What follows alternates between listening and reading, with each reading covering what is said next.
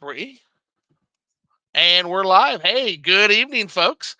Hope everybody's having a good new year. I would say new year, new me, but I'm the same same drunk son of a bitch you knew last year. But reason I'm uh, reason I'm excited for today, and I'm getting ready to introduce a guest. But before I introduce that guest, I hope everybody had a great, happy New Year. You know, um, for those who had friends and family, that's great. For those doing a lonely fucks New Year's Eve, I hope you had your boxed Franzia wine. I hope you had Impossible Whopper or whatever whatever the fuck you ate. And hope you had a good lonely fucks New Year or a good New Year with friends or family, however you choose to spend it. But in the meantime, I found a really fun guest, so I'm going to introduce him, let him kind of tell you a little bit about himself. Then we're going to get to the first discussion of the new year. So this is Master Sword Music, Yes, and sir. this is I'm very exciting. And Thousand Stars got his popcorn ready. Well, that sure beats a fucking Impossible Whopper. The What up, Thousand Star? I was gonna say Thousand Star in here, and he's not. He's got popcorn. That's a much better pick than whatever the fuck I was spewing. That one won't make you grow tits at least. So, but tell everybody a little bit about yourself. Hey, everybody, what's up? I go by TJ, but Master Sword Music is the name of the channel. And basically, I make music for gamers. I do a lot of video game remixes. I do a lot of original songs based on video game themes. And I'm an overall lover of all things video games and music. So I put those two things together, and that's how my channel came to be. And it's a good one too. So a couple things I just checked out. So I guess a good place to start is like you actually made me appreciate and say a nice thing about the Wind Waker, which is pretty wild. So good job on that. You had a great you dropped some great bars on that Wind Waker song. That was good. Thank you, man. Thank you. I And appreciate that. then you also did a song with who I assume is your lady friend, and that was fantastic. I love the Oh, without you, yes, that's featuring love my wife. That is my wife, Miss why Zap Crystal, fantastic. and Okay, one of my fellow MSM members, Katetsu Tokai. well, you guys knocked it out of the fucking park with that. Holy shit, that was good. And that's one of the things that made me want to have you on is music is such an important thing, especially when it comes to video games. In fact, there are times I go back and forth between the gameplay and the music, and there are times where I will tell you that music wins out. So, um, Oh, for sure. like, it's the thing is, like, when I think about the NES or the Super Nintendo or any of the systems I grew up with, Sega Genesis, like, yeah, the gameplay is what hooks us in, but it's not the thing I fucking remember necessarily. The first thing that comes to mind is that strong musical connection, that connection with that song that brings me right back to that game. And I guess it makes sense. Music is one of the universal forms of communication. It's one of the first ways that human beings ever communicated. Like if you think about it, like if you eat with somebody, if you break bread with somebody, and then furthermore, if you play music or listen to experience music with somebody, you've really, really gone a long way into learning who that person is in my mind.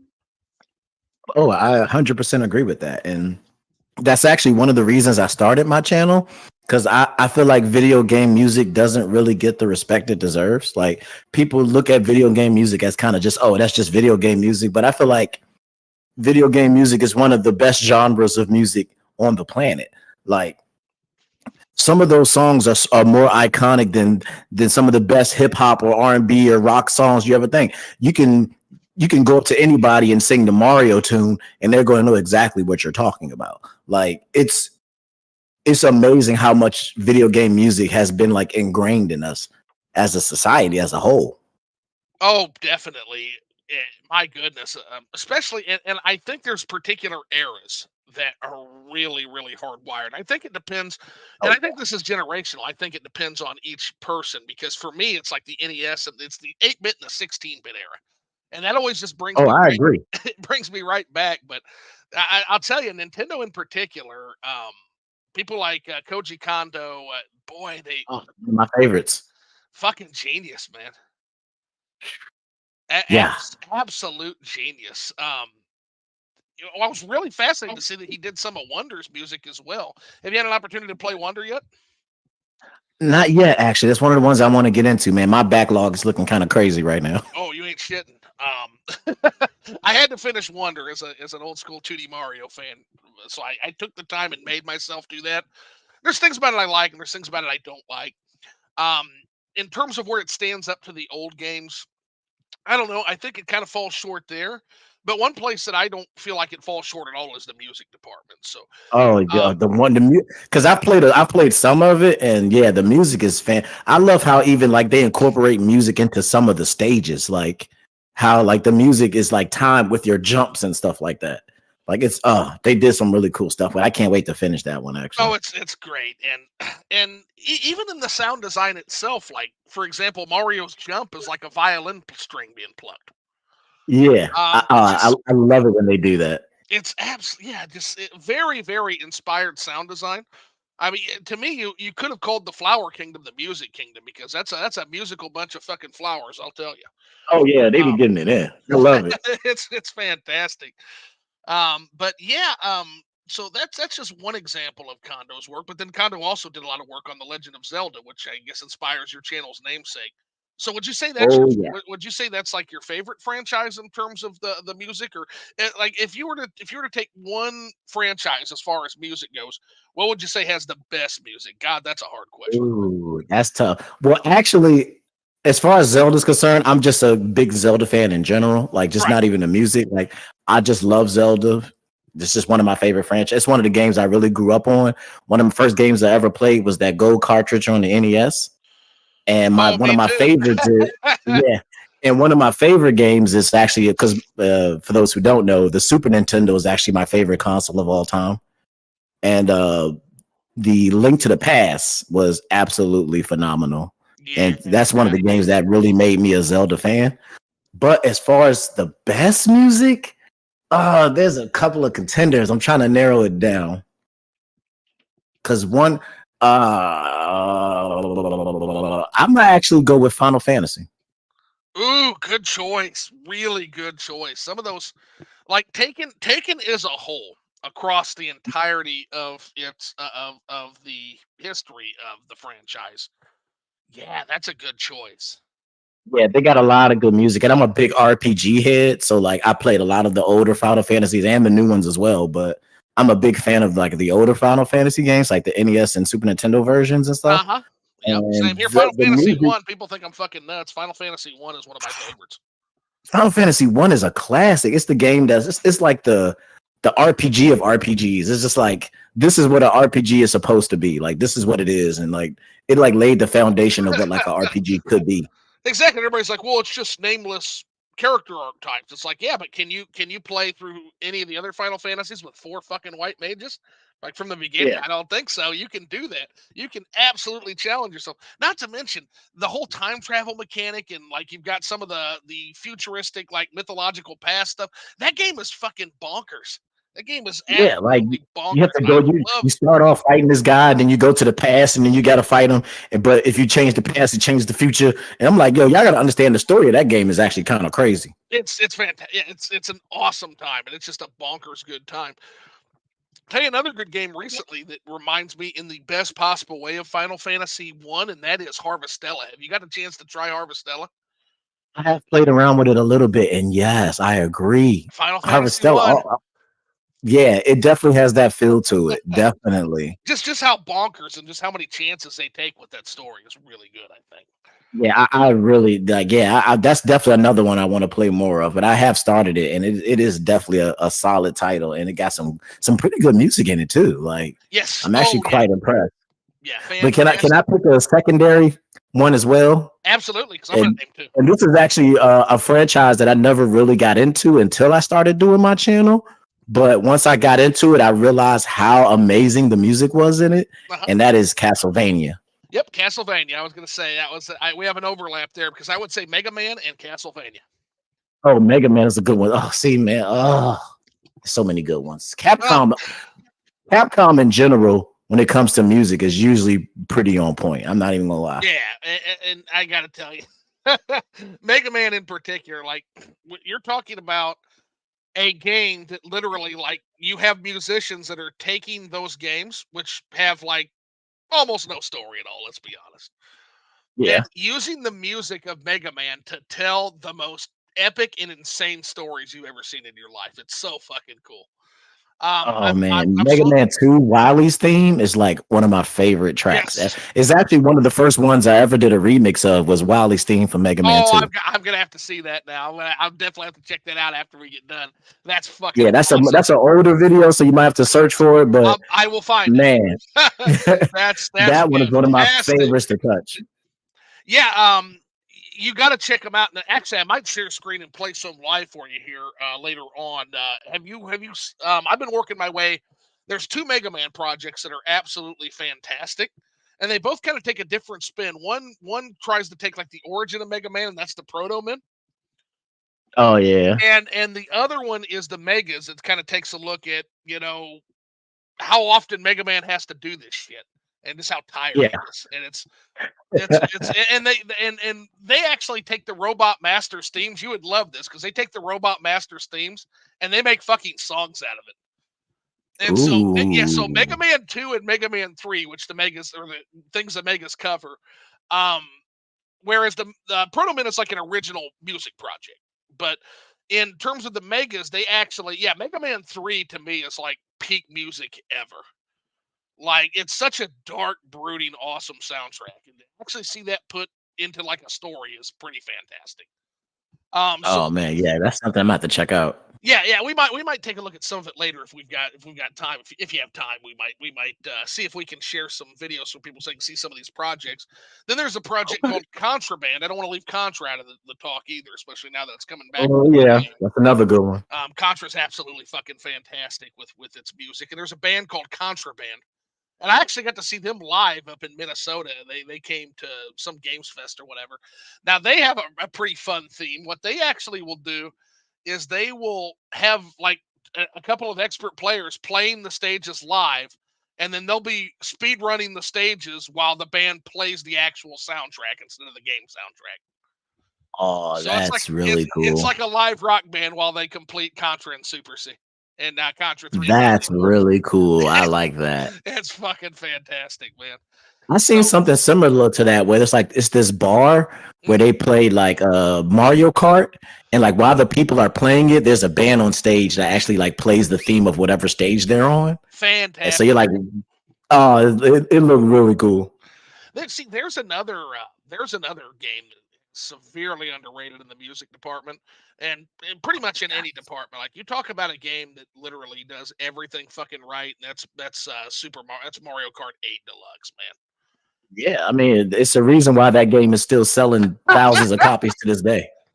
As old as that game is, it's still selling hella copies. See, and that's what's interesting, and just in general, the Switch in general. Holy shit, man! You said the Super Nintendo was your favorite system of all time. It was mine as well, and The it Switch only is slowly creeping up on it. I will admit that. the The Switch might end up when it's all said and done, the Switch might be the one. the Switch is so strong now, and the thing is, like, I don't think necessarily that any individual game is necessarily going to be a full argument stronger than the individual games that are on the Super Nintendo. So, for example, if you said Mario World versus Mario Wonder, I'd have to give it to World still.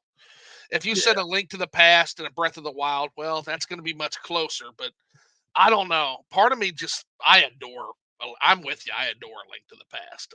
I would probably say they tie.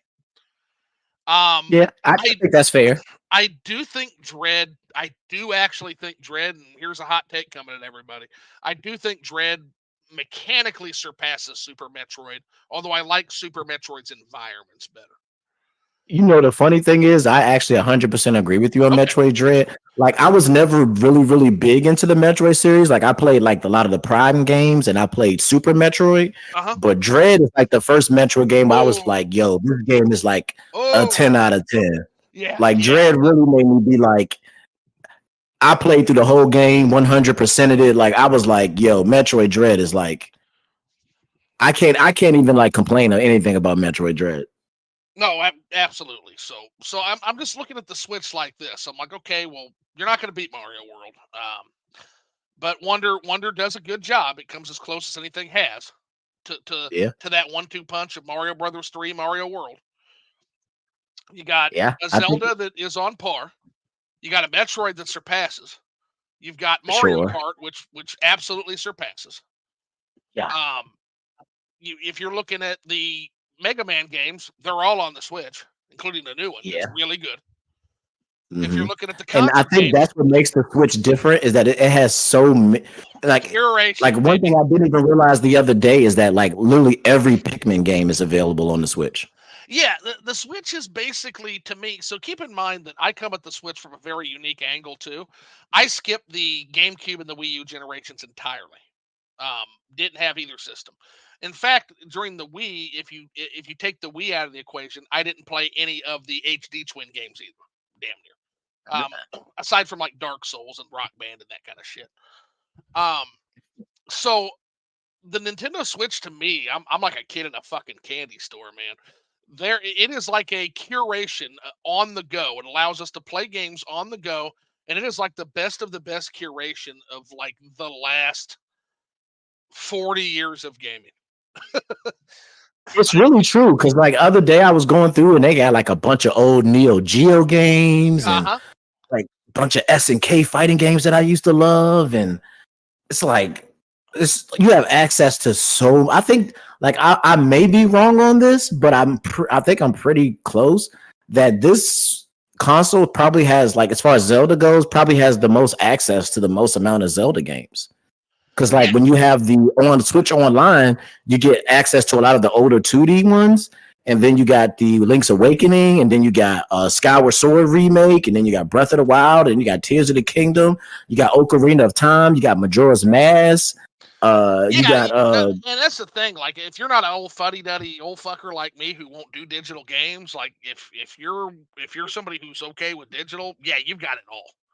Like, you've got the yeah, entire thing. And even if you are a fuddy duddy like me, if you like literally the entire fucking Sega Genesis who's who of Sega Genesis library is physically available on Nintendo Switch. You got the Sonic yeah, Origins covers Sonic 1, 2, and 3, and even gives you fucking Sonic CD. You've got the yeah, Sonic Genesis collection, gives you all the Streets of Rage games, all the Golden Axe games, all the Fantasy Stars. yeah, Throws in like fucking Beyond Oasis.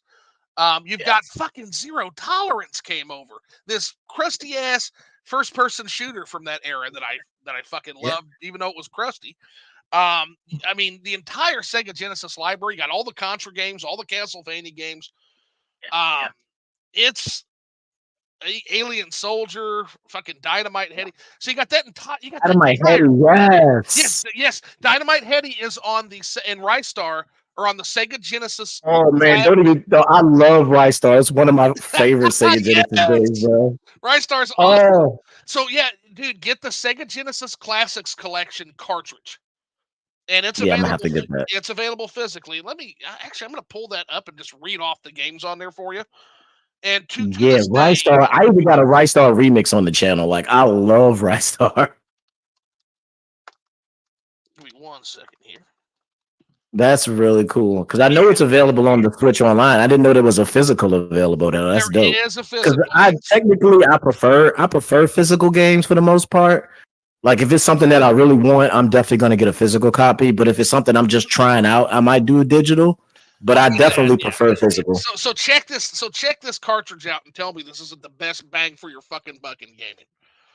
Alex Kidd in the Enchanted Castle, Alien Soldier, Nice, Alien Storm, nice, Altered Beasts, nice, Beyond nice, Oasis, nice. Biohazard Battle.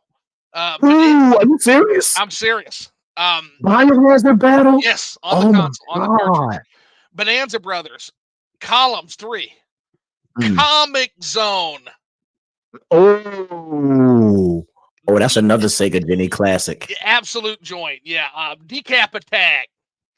Ooh, Um, Decap. Oh my Decap god. Attack is on that cartridge. Yeah. Dr. Robotnik's Mean Bean Machine, Dynamite Heady, Nice. Nice. E-SWAT, City Under Siege, uh, Woo. Fatal Labyrinth, Flicky, Gain Ground, Galaxy Force, Golden Axe 2, Golden Axe 3. Mm. Motherfucking Gunstar Heroes is on there. Yes. Oh, another classic Yep. shooter. Oh, I love that one. Kid Chameleon, Landstalker, Light Ooh. Crusader, Fantasy Stars 2, 3, and 4, which Fantasy Star Mm. 4 is worth that cartridge by itself. I don't care what you're paying for that cartridge. That game on its own is worth that cartridge. Revenge of Oh. Shinobi, Shadow Dancer, Shinobi 3, Rise Star, Shining Force 1 and Shining Force 2, another one that's Ooh, I loved literally it. worth the cartridge, both those games. Yes. Shining in the Darkness, um, Sonic the Hedgehog 2, Sonic the Hedgehog, Sonic 3D Mm. Blast, Mm. Space Harrier 2, Sonic Spinball, Mm. which of course I would argue play those on the Origins cart. They're better games on the Origins Nice. cards. Streets of Rage 1, 2, and 3, Toe Jam and Earl, Panic on Funkotron, Yeah, let's go. which is the better fucking game, by the way. Agree, I 100%. love. I played the second one before I played the first one, and when I went back to play the first one, I was like, "Ah, this is cool," but that Planet in Funkatron is something different. It's such a tight 2D platformer. It's such a good game. Uh, Yeah, Vector Man 1 and 2. mm. Yeah, like beastie, absolutely beastie. Yeah, so now you got me on his drinking and spending money. Great, thanks. Yeah. Now the good news is I'm that'll be gonna have pretty to get cheap that. these I days. gotta get that. Yeah, that'll be a pretty cheap cart these days. They made a lot of them, so probably pretty widely available on Amazon. So speaking of which, let's talk a little bit about what we're drinking. I always fucking forget to do that. We went with tequila tonight, so I cracked open the Ah, Don Julio 1942. And what are you drinking?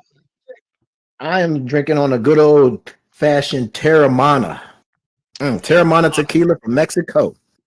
God, that sounds good.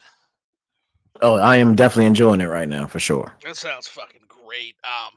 Yeah. Now, is that an aged tequila or is that a younger tequila? Because That's an aged. aged They do tequila. have a non-aged version, but this one is aged. Nah, see, I'm a bourbon drinker, so I like the añejos. Ah, nice. I like those añejos. The older, you give that a little bit of a smoky taste to it. Oh yeah, for I love sure. that. But yeah, tequila's a Bourbon is also another one that I love as well. Like I can get down with a good bourbon. bourbon's my joint. Have you had Blanton's? Yes. Oh Yes, I have. God, it's so good. That's It really is. yeah. Keep an eye out for a bottle for me. Of course, get one yourself first. But if you ever see an extra bottle, grab it for me, and like I will pay you a finder's fee on top of it to get it to me because it's fucking impossible to find now. At least Really? in Illinois, yeah, it's fucking impossible to find. Yeah, you can't. Like I can go on the secondary market, but I'm not going to pay fucking $400 for a bottle of fucking bourbon. I'll. It's like, yeah, Gotcha. no thanks. I'll just I'm get gonna have to keep my eyes open for that for you, then, yeah, man. yeah. Cause I tell people it's like, yeah, I could, but no thanks. I'll just drink Basil Hayden. Because oh, that's a good one too, though. That's not bad yeah, either. yeah. Basil Hayden is kind of my second go-to. That or a Woodford Reserve. Um, ain't neither one of them Blantons, but I actually prefer Blantons to Pappy's, which a lot of people are like, "Whoa, no way!" It's like, yeah, No, uh, Blaze is really good. Like that, that's probably one I've enjoyed the most. Like yeah, that one is really good. yeah. It's a good tequila that's not $700, or not good. Sorry, bourbon that's not $700. So, yeah, there's Thanks. definitely something to be said for that. Because Pappy's is just stupid expensive, and now what happens is like all the non-bourbon drinkers show up and they find that now they found Blanton's and decided that's like the new Pappy's.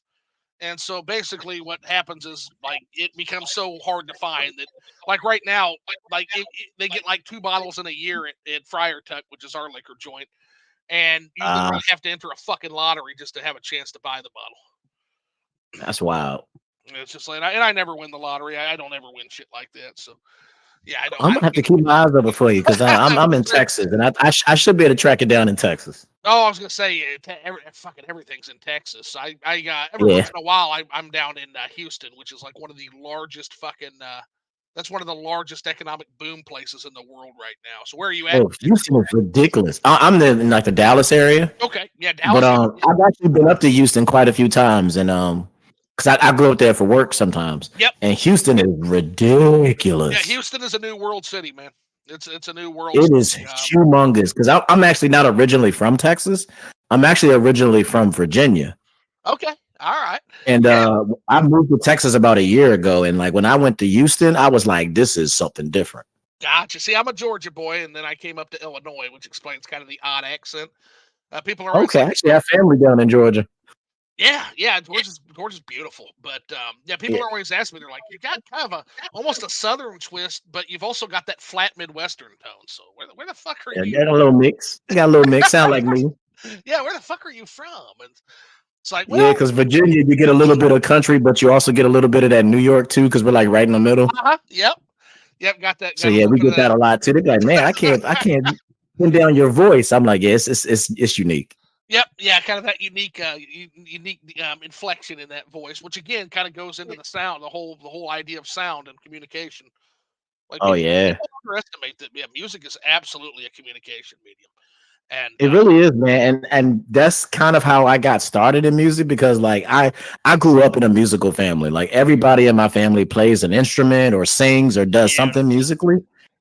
And like I got started, I just found it as a way to express myself. Like I was able to get a lot of thoughts and information and emotions out just by like singing about it or writing about it, or say even just making music. Just the instruments themselves can like just, it's like therapy for me. oh, absolutely. One of the things that I'm reading right now is I read it about every few years. Fantastic book by Alexis Horowitz called On Walking. It's called. And essentially it's about 11 walks with experts. And so basically what she does is she walks around the block, and each time she walks around the block she takes an expert in some field or somebody from a different perspective, and then just listens to them describe what they see and what they hear around a block.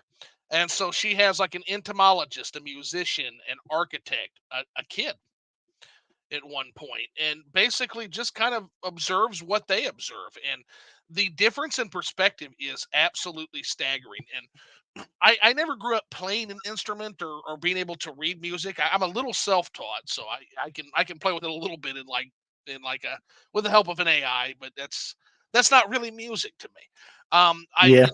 to me, I honestly feel a little envious at times at the people who can hear the world with a musician's ear.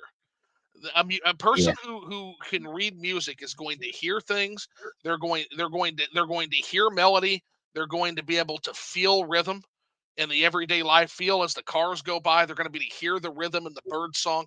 I think there's a whole nother level of consciousness that you unlock when someone who can read music and understand the concepts within music. Oh, bro, it really is something different. Like, cause when I started, I was self-taught in the beginning. Yeah. Like I just kind of picked up things and stuff. But as I, tried to learn new things, I actually like, learn how to read music, learn, all that notation and all that kind of stuff and music theory. And like I feel like I definitely like can hear it. Like it's funny you was talking about being in the car and like because that's a lot of the times when I'm writing stuff, I'm literally just in the car and like I'm hearing a rhythm and all of a sudden these words start coming into my head and I'm like talking into my phone to try to record it. Like I gotta write this down Uh-huh. before I forget it. Oh yeah, because it's But like also a lot of the ephemeral. times Yeah. I'm in the car when I'm writing. Yeah, and just music just captures. I mean, literally, it captures the entire roller coaster of being human. It's amazing. Like I was just listening to. Let me pull that up too here. Which is an amazing song. Like because I'm into everything. Like I listen to everything from hip hop to rock to just soundscapes. Like one of my favorite bands I'm looking at right now is a band called Dead Can Dance. It's called.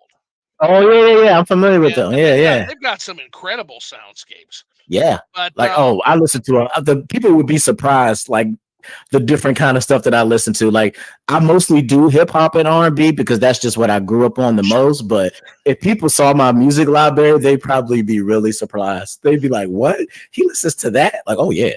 I wouldn't Like be as far as and I wouldn't be surprised at all because again, musicians are going to listen to all kinds of stuff. Like it wouldn't shock me at all. Um, diverse backgrounds of anything is going to enrich your music output as well. Oh You yeah, know, for sure. Like I definitely have influences outside of just the hip hop R&B that I do. Like it's like influenced video by like I games, like yeah, like video game yeah, music. video games, classic music, rock. Like I'm a big metal head. Like I love me some good metal every once in a while. I got to be in the mood for it, but I love it. Love some good Dragon Force every once in a while. Fucking Dragon Force is lit. Oh, I love Dragon Force. Man, like I'd be all over the place. Like the people be like looking at my music library, like, wow, like none of this goes together at all. Like, nope, it Uh, doesn't. I love it. those fucking guys can play, man. The drummer for Dragon Force is phenomenal. Yeah, drummer is Absolutely yes. phenomenal. Merlin Oh, Primal is that song that just absolutely spoke to me today. oh my goodness. Yeah, so And check yeah, that because out. I'm a drummer too. So like when I hear a good drummer, it just hits me different. Oh yeah, 100%. So yeah, I've been into that a little bit. But yeah, in general, yeah, just having that, and I try to do the same thing with my games. I just try diversification to me, just kind of experiencing new things, because whether it's we're all I'm fond of saying that we're not like you've got some people that think they're smarter than other people, or they think Yeah. they've watched all fucking 5 seasons of Rick and Morty, and so they think they're a fucking smart guy.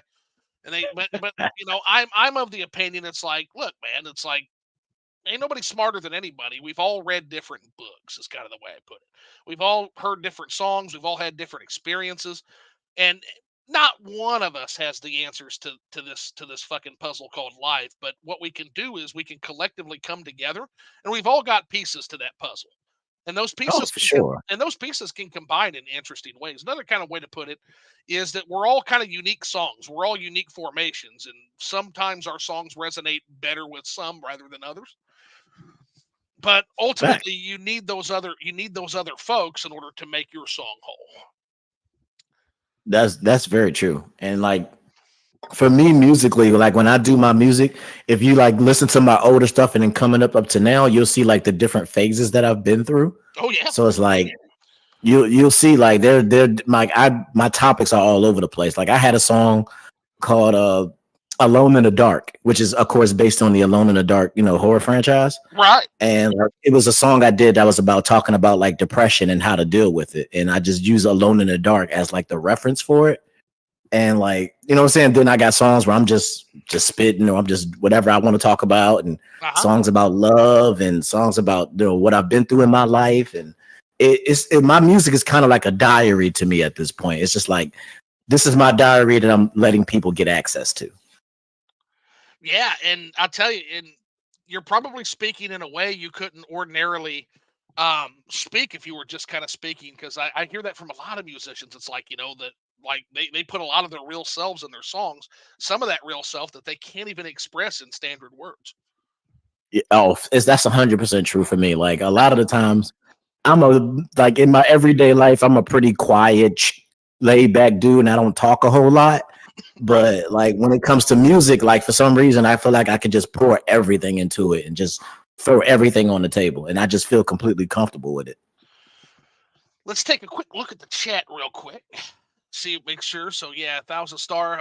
Hope you've got your popcorn refilled. We go long 1,000 stars sometimes.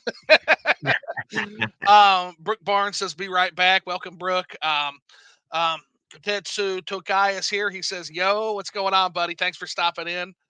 Hey, bro. 1,000 Star says, "Good choices. He knows his stuff." Yeah, I appreciate that. Yeah, it's Mega Man and Contra, or Mega Man Contra Castlevania, very hard to beat for music. Like they're Yeah. tough. Ooh. Oh my goodness. Rush Dog's in the house. What's going on, Rush? He says Biohazard Battle is an underrated shmup. Yeah, 100% is. X. Like Biohazard Battle. I'll tell you another one, and it's this is one that a lot of people it flies under the radar because they have that awful fucking music that they it's like a bad version of an actual band. But if you listen to the Japanese soundtrack, this game becomes fucking lit. And it's a game called it's not Biohazard Battle, it's Biometal on the Super Nintendo. I'm not But in familiar with that one. but in particular the Japanese soundtrack version. Got you. Yeah, a lot of the times in some games, you'll know the Japanese version will have some better music sometimes. I've noticed that. But yeah, that's one I'm gonna have to look into. Yeah, let me see if I can actually pull that because yeah, I want to show the folks this. Now, this is experimental. Now, something that the new people here should know, I am technically shit. So this might not work out, but what I'm going to try to do is I'm going to try to just do that first stage on Biometal just so you can see like the difference between these two soundtracks. We want stage Let's 1 do it. Japan playthrough. And let me see if I can show you this. Yeah, Biometal Super Nintendo. Yeah, fucking absolutely incredible soundtrack to this game. Otherwise, it's got a unique mechanic to it. Otherwise, it's okay. There's a little bit of downtime, and I'm very, very picky and opinionated on my shmups. I don't think there should be any downtime in a shmup. Like if you're just floating Agree. there not doing shit, you're doing something wrong. This game has that, but the fucking soundtrack damn near makes up for it. Hey, check it out. Um, While you doing that, I'm gonna refill my glass. Sounds perfect. Yeah, and I for some reason, okay, we're gonna pause that, and then we're going to we don't want to share this tab instead. What we do,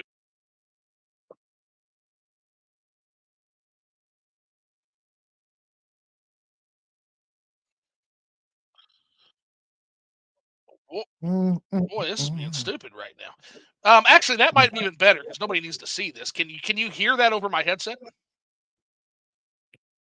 Actually, I cannot right now. Okay, yeah. So we're gonna try to share the screen and see. Then we're gonna do a double screen share real quick. This might not work out. So okay. So we want to Hey, pause you it want to know because this? YouTube's being very slow and stupid right now. And then what It we need to happens. do is we want to go into Discord and we want to just do a share your screen. And we're gonna share this baby right. Ooh, Let's see here. that's grown. Let me make sure here. Let's see. Oh, that's grown. Getting another pour in. Yeah, I Oh think I might yeah, have put a little bit too much in this glass, but we're gonna drink it anyway. I know how that is. Oh well. I don't know what is going on with my YouTube. It's being really slow and stupid. Give me 1 second here. Interesting. Let's see. I wonder if it'll let me.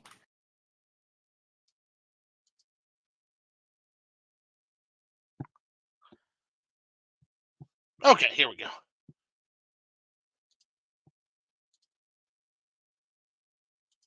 Biometal OST. Oh, okay, I see Oh, it. I found it though. Okay, let me see if I can. No, I've definitely never seen this game before. Oh, yep, I see it. Okay, can you see my screen? Yes, I can. All right, now tell me if you can hear this. This is wild. This is like a double screen share. This is pretty wild. Okay, and go. We'll just let this play for everybody if you can hear it. Yep, I can hear it. Perfect. All righty. Now wait, wait, wait, Mm. wait for this to kick in, man. Oh, Fucking badass song. ooh. Oh, oh, that might be remix worthy right there. Oh my god, it's yeah, absolutely incredible. I'm gonna have to Sit, add that to my backlog for remixes. Oh, I like that. Oh, that's nice.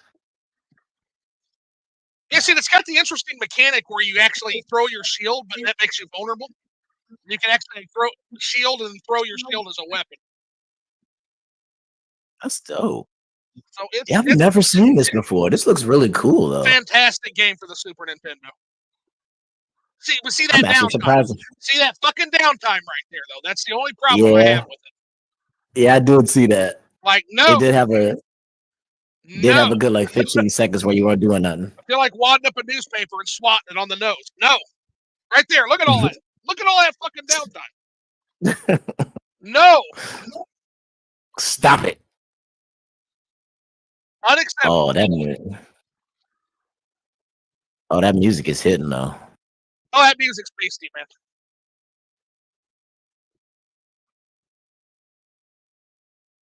Hey, hey, hey, hey, hey. See, now I'm gonna have to go find this game now.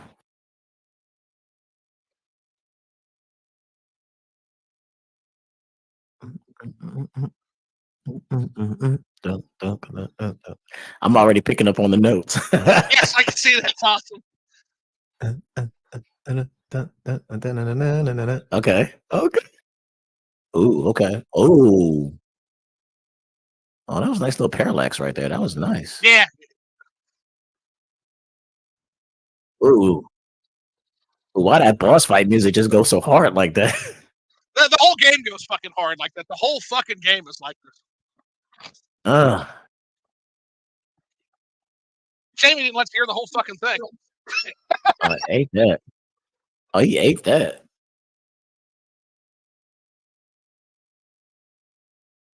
Oh, even the stage clear music was hard. Yes, yeah. Oh man. Oh, you just put me on to something. And I'm a Super Nintendo head, and I've never seen that game. So that's you got me on that one. You know some stuff. Yeah, good stuff. 100% great fucking stuff. Absolutely incredible stuff. Let me show you another one. This is from the Proto Man. Actually, I got this on fucking sidebar, so might as well blast that out. Hey, why not? Which that's one of their better songs. But and they've got a lot of good songs. But fucking light up the night is really nice. So basically where this is at in the song. This is where they finally decided they're going to go at Dr. Wiley. Basically, it's Dr. Light, this guy named Joe. Okay.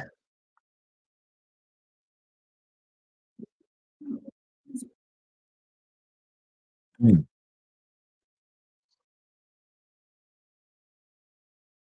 Okay.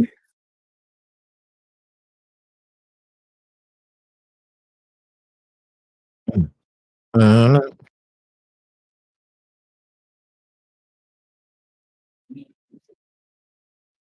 Okay. Oh, see now I'm at the listen to this whole album. This Act One and Act Two are phenomenal.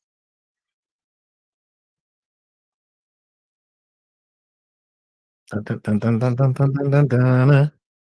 Uh, uh, uh. And the whole album tells a story, man. That's what's great about it. That's really dope.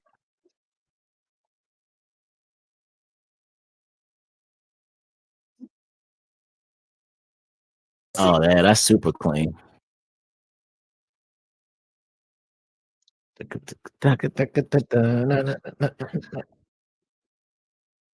Oh yeah, that's right up my alley right there.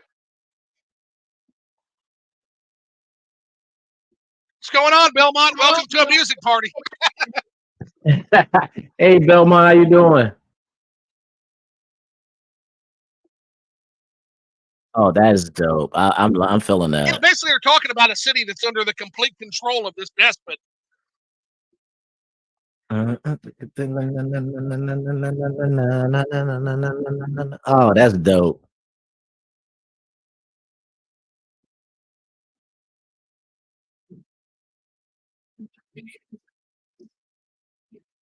Fucking love that. If you destroy Oh the yeah. working parts, what you get is a broken machine, a beacon of light from a burning screen. Woo, woo. Oh, them lyrics is hidden. Or the lyrics are awesome. Yeah.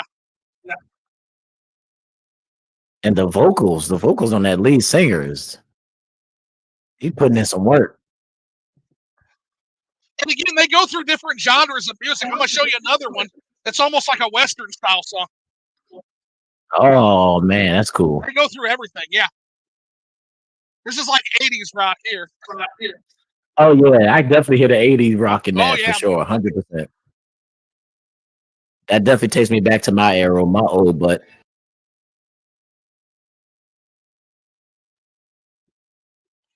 you about to make me tell my age on here. Hey, I'm an old man here too. So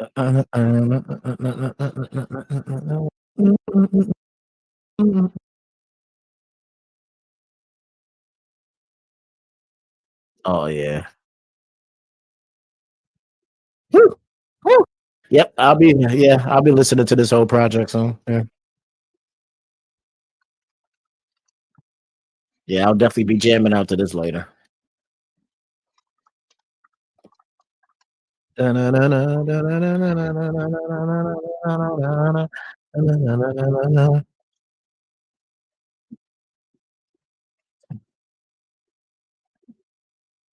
Oh, that's rocking.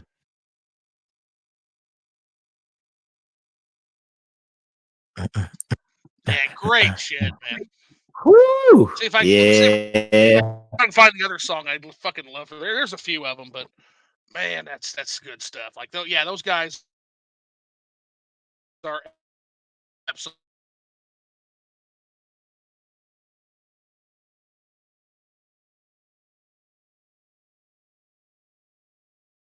So we're kind of listening to some of those now, but yeah, I think it's chug a lugging because of the.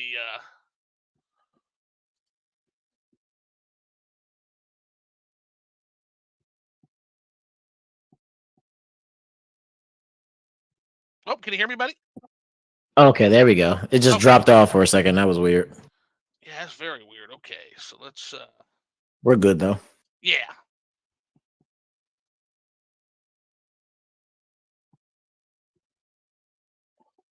can't Whew. hear it. Can you hear that? Ooh, this second glass is getting a little harder to get through. Can you hear that, or is that not showing? Hold on. Let me back. Right now, I'm not seeing it. No. Okay, yeah, let me. Mm. We'll do this then because I had to do this before on fucking Discord because Discord. So we stop streaming and we share Oh yeah, screen again. yeah, yeah. Sometimes you got to restart with Discord. It can be a little funky sometimes. There we go. Should be able to see the screen now, right? Let me see. Not yet, but sometimes it takes a second for it to kick in. Can't see it on my end Night. now. Still waiting for it on my end. Okay. Being weird. It's Yeah, it's showing just up on being. the. Yeah, I think it's showing up on the stream though. There it goes. Should be able to hear it now.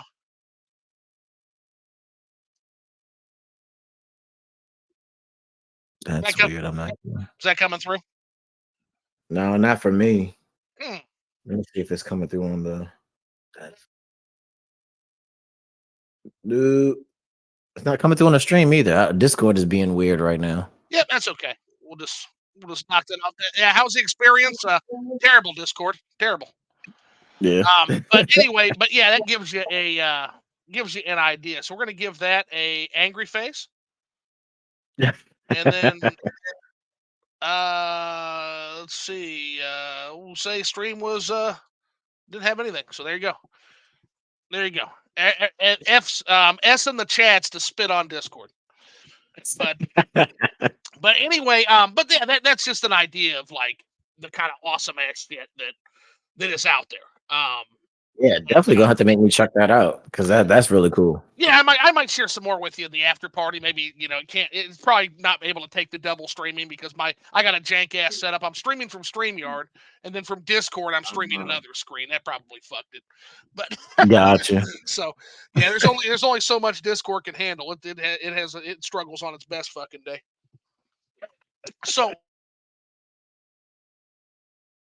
So now in terms of video games, what would you say was the first video game you remember that absolutely fucking it made you a gamer and made you say, you know what, I want to do more of this? What was the first game in your memory bank? Funny thing is, the first video game that I can remember, the far back as I can remember, is actually a Sega Master System game, and Oh it was shit. yeah, Okay. it was Alex Kidd. Alex Kidd. Oh my Yeah, goodness. it Paper. was one of the first games I ever played. One of my cousins actually had a Sega Master System, Okay. and I used to go over there and we would just sit in front of that thing and play it. And I remember that the box art for like had the white grid lines on all the Uh huh. boxes and stuff. And Like that is like my first gaming memory is definitely the Sega Master System. Sega Master System is such a an unexplored jungle of a system. Same with the TurboGrafx 16. Like Oh, these are fact. these are unexplored continents. That a vast majority of gamers have no clue, no fucking clue. Some of the great shit that's on those consoles. Um, Sega Master System is very underrated. Like that, it's I've had a lot of good times with the Sega Master System. Like that was literally the console that got me into gaming. well, you mentioned Alex Kidd, so you got the platforming. You've also got like the paper rock scissors element. Oh yeah, Like oh yeah, absolutely. that was. Like I just remember Oh man. going around fucking Rochambeau on everybody. Fucking Oh, it was such a good time though. Like I just remember sitting down with my cousins and just playing fucking Sega Master System, man. Like it just that was the one that made me be like, okay, I'm into this gaming thing. so for me, it was I like I said, grew up, was born in Georgia. Dad brought home an old NES system. Mm, classic. This is probably around 1990, 1989. I was like a 3 or 4 year old kid, and this box of games, an NES, a Zapper, had Mario and Duck Mm, Hunt, which was my first gaming memory. Was Mario and Duck Hunt. nice. Um, this also had Defender 2 in it. It had Legend of Zelda. It had Excite Bike, Contra, Woo. and Super C. Let's go. Um, it had all kinds of great stuff in that box, and I'll never forget sitting there and just watching my dad play Super Mario Brothers. And that was back when, and I missed this about Mario Brothers. They never fucking do it again anymore.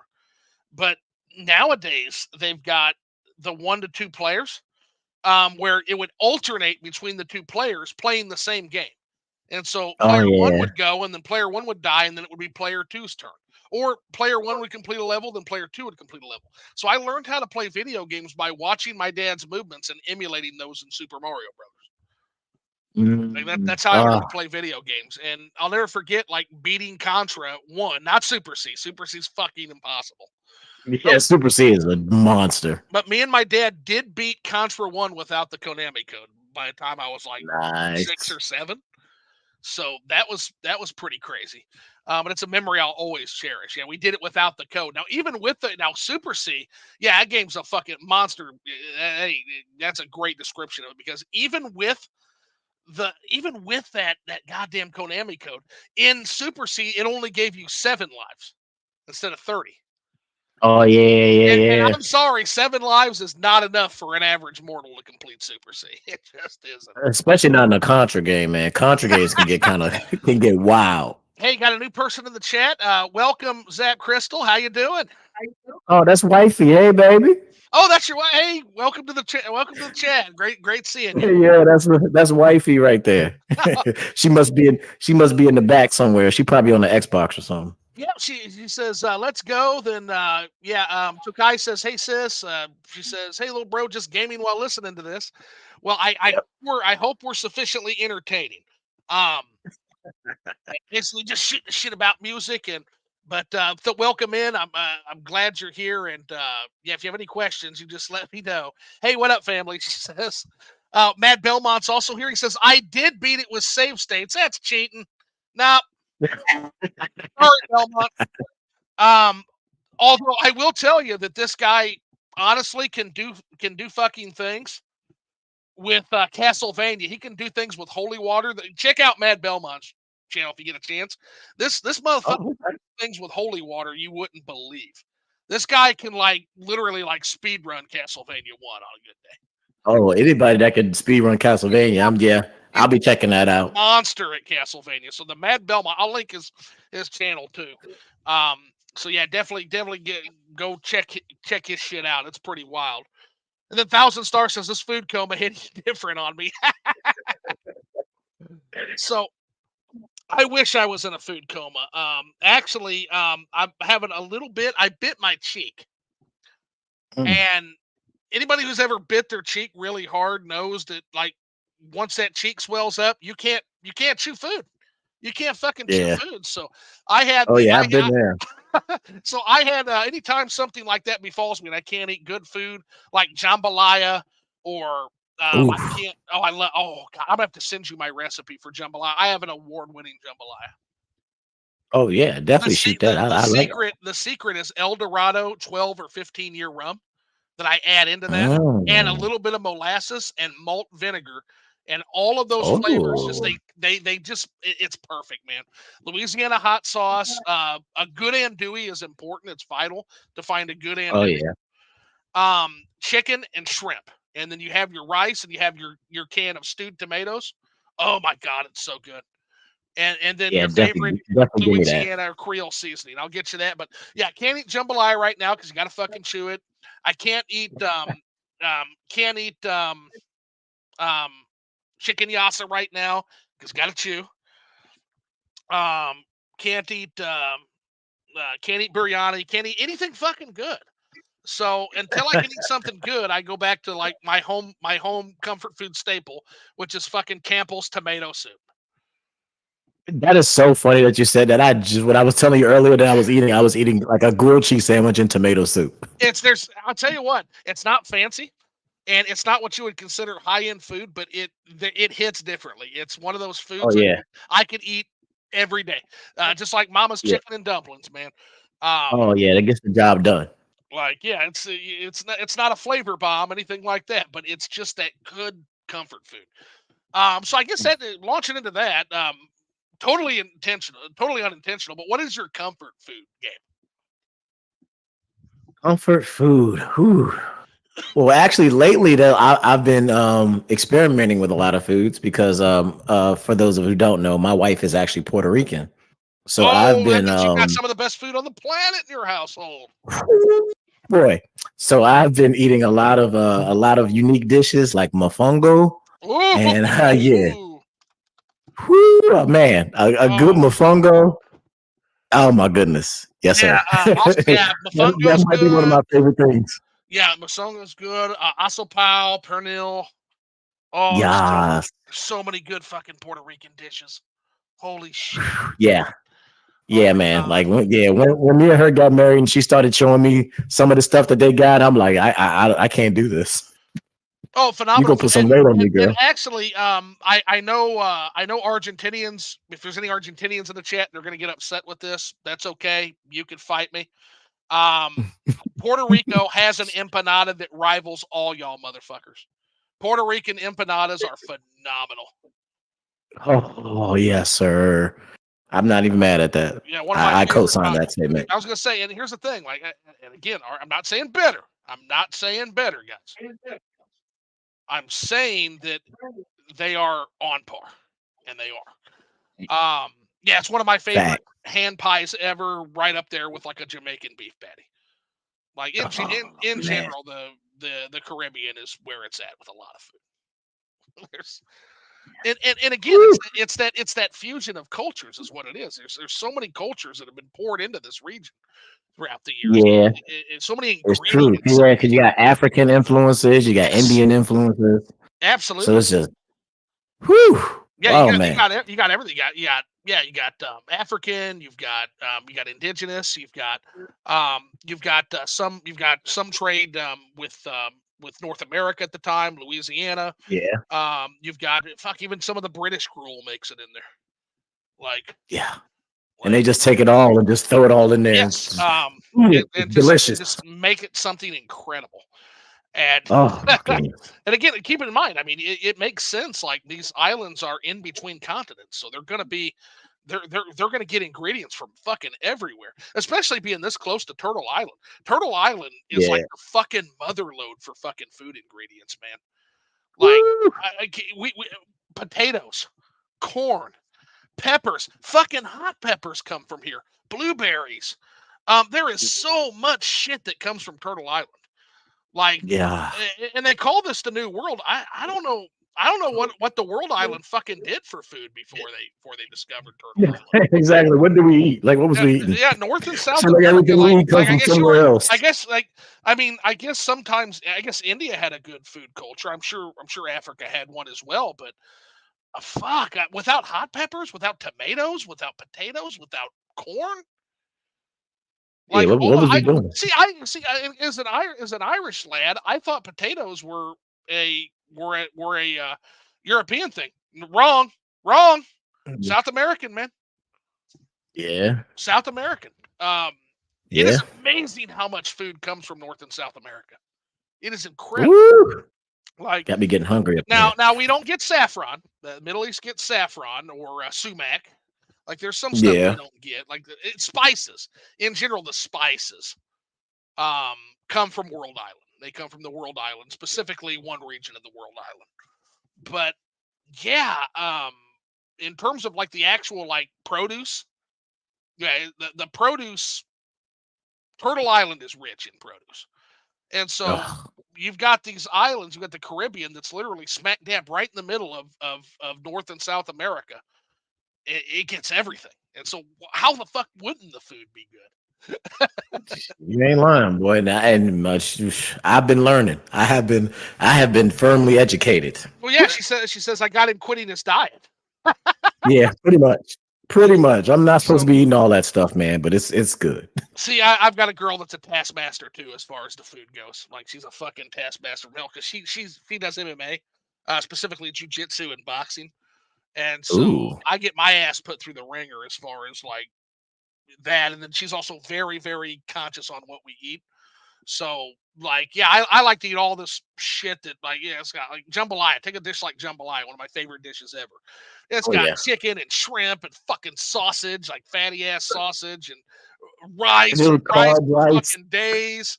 Like that's a fucking disaster to her. She's like special occasions only. It's like, Yeah, looking at you like, what in the hell are you eating?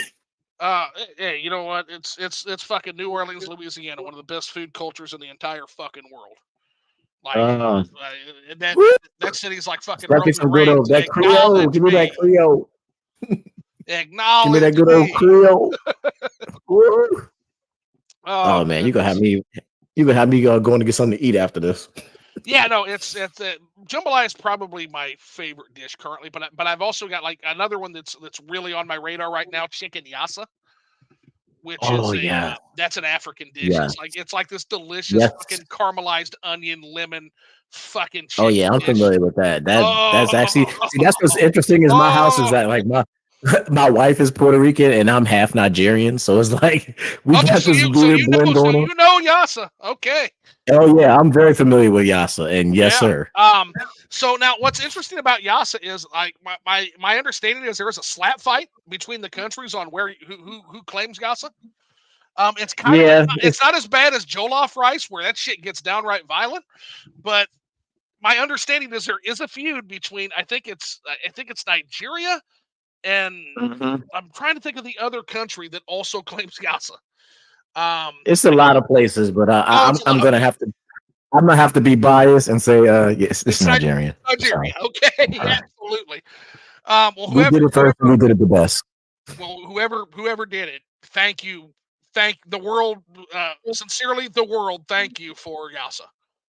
That Yeah, chicken yassa is oh oh my goodness. gosh. Because my dad is Nigerian. So like my when I used to spend time with him, like his mom would make it and Well, and here's what's amazing about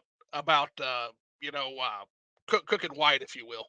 I gave my mom the recipe for chicken yassa, and she's like, "Oh yeah, I'll try to make that for your birthday." And God love her, she used boneless, skinless chicken breast.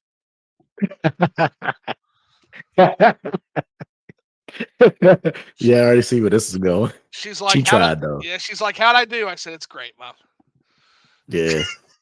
It, A for effort. A for effort. yeah, it's great." But chicken leg quarters, wings, Yeah.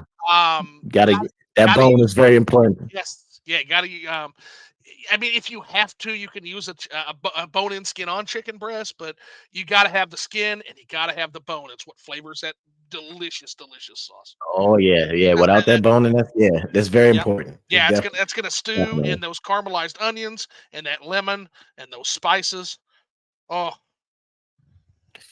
yeah. Sorry, Yeah. this became went from a music cast to a food cast, folks, real fucking I quick. know, right? We just switched it up. You got me. you got me want to make a phone call. I gotta hit up some of my Nigerian brethren. Like, wait, can I get me some good yassa? Oh, yeah, we got a pretty good place. My favorite, not as good as the place that left. So we had a place.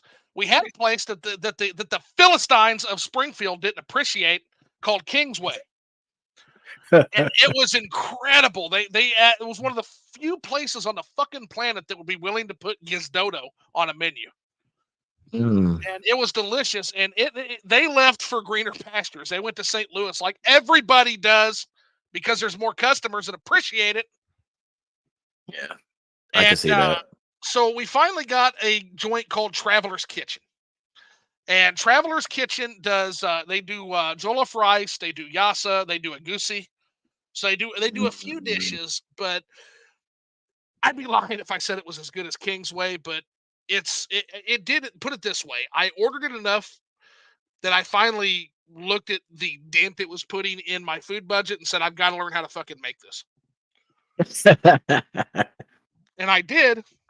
And what's great about yassa is that can actually be a nutritious dish if you leave the rice out. I know you're thinking, why the fuck would you want to do that, man? But hey, Yeah, I get it though, you because got to do what I gotta learn how to do stuff like that, you because got. Yeah, that's my problem. you got to do what you got to do if you're in here with somebody who will literally take you to the fucking mat if you eat too much, like and work that shit off of you. All right, Uh, now you got so if you eat that rice, you means you got to work out a little long. 100%. And now speaking of comfort foods, comfort food in video game form. What would you say your go-to, like when you're feeling down? What's that game you always come back to? Mm, there's a couple. There's a couple. Uh, One of them is actually a newer game that I like to play. I like to come back to a lot. It's an indie game. It's Hollow Knight. Oh my god, it's so good. Hollow Knight is a Yeah, Hollow Knight is a game that like really like I don't something about that game. I've played it quite a few times, Uh huh. and I always find myself coming back to it and like finding something I didn't find before, or unlocking something I didn't know was there. And I'm just I really love that one. That's a really And I know that's technically not a comfy game. Some people would say because it's like really difficult or whatever boss fights or whatever. But for me, like I like that style of gameplay, like that Metroidvania type style, and it's just like Metroid Dread and stuff like that. Well, So and again, like with Hollow Knight, this is a take that I have that a lot of people are like, "Whoa, really?" But it's like, yeah, I'm sorry. Metroid Dread was good. Metroid Dread was really good. But mhm. I've been saying for years about Nintendo. It's like, hey, you're leaving money on the table, and somebody's going to see that money and say, hey, there's money on the table. Is anybody going to claim this money? Hey, free money sitting there. Hey, this is free money. And nobody going to claim this money? Oh, okay. Oh I'm going to yeah, pick the money up and guess. And Team Cherry came and they did that. And as good as Metroid Dread is, Hollow Knight is something different. you, sir, are no Hollow Knight. Or you, ma'am, Yeah, in this case, are no Hollow Knight. nah, definitely not. Metroid Dread is definitely scratched that itch, but Hollow Knight took it to another level. Hollow Knight just massaged your whole back. You know what I'm saying? Just well, Like, yeah, ugh. just like Mario Wonder. I will always have a soft spot and an affinity for Mario, but Mario Wonder showed up in a world where Celeste exists now. That is true. And Yeah, it's and different than it used to be. and You can't really like Celeste is There's perfect. more. There's a lot more options out there for your platforming goodness or your Yeah. Metroidvania goodness. And again, that's what happens when you ignore the greatest franchise in the world for 18 fucking years. That's what happens. Somebody else comes It's along and true. does it better, and Celeste did. Competition, man. Yeah. Competition is a mother. Yeah. And And now it looks like even Ubisoft is getting in on it because that new Prince of Persia is looking like a woo, yeah. Metroidvania type thing. Did you happen to see OJ's review on that shit? Nah, but I played the demo recently and Oh, so mm. okay, so now I got you in my ear about this shit too. So Player Essence put a review out and basically said that this game is. I don't want to put words in a man's mouth. He says it's on par with Dread. It's weaker in some areas and stronger in others. But From what I played in the demo, I can see why he would say that. that is Because strong praise, man, to be on that level. Because the one thing about Prince of Persia that I think kind of hits a little more different is the combat. Like Prince of Persia combat is quick and snappy and I'm clean, so and it's going to be the first game I buy of 2024. I haven't bought a game yet. it I'm proud of myself. yeah, like I played the demo. I actually played it last night. The demo, I downloaded the demo on my Switch last night and Yeah. played it, and whoo, I was like, that's kind of clean, man. It's kind of clean. I'm very excited. So I'm gonna have to. I It's usually kind of clean. I usually wait for the full product. I might have to check the demo out after we get off here, just to Yeah, because I just to was check just it out. looking at, like, every once in a while I'll just get on the eShop just to see what demos are out there. Yeah. Just I might find something that I may like. And I was like, oh, Prince of Persia, I've heard about this. I seen the little, I seen it on the internet somewhere about something. So I got on it and played a little bit of the demo, and I was like, yeah, I'm getting this. So I bought. I've downloaded 3 demos on the Switch. Only 3. So far, because again, I usually wait. I know whether I'm going to like a game or not. Typically speaking, I know. Yeah. I just buy the game. But there's games I couldn't wait for. And Prince of Persia might be that number 3 now that you've said this. OJ saying it. Ooh, oh Um, man, it's once you play that demo, you're gonna want it. You're gonna want it. You're gonna get it. so the three are this. The 3 are first demo was Octopath Traveler. Oh my god, That was the I first love demo. that game. The second demo was Dragon Quest 11, Mm-hmm. That's a and good one. and the third demo that I downloaded was Sea of Stars. Oh, And it wasn't that I had any question about those games. Um, just wanted to play it. I just wanted it's to play it. well, yeah, I just was excited about, in particular, Octopath Traveler, because when you tell me that you're going for the crown of Final Fantasy VI, that excites Yeah. me. Now they didn't make it. They didn't Nah, make it there, but nah, they didn't I make it. respect the attempt. And It's definitely a solid. it's one of those songs, one of the Proto Men songs. Actually, the song that follows that. Want to hear a gut punch? Want to hear a gut punch from Hellman? So you just heard that victorious anthem about how they're going to storm the city and break the screens, and you heard all that, right? That is Yeah. immediately followed by a song, and it's like, and the song is called "The Fall."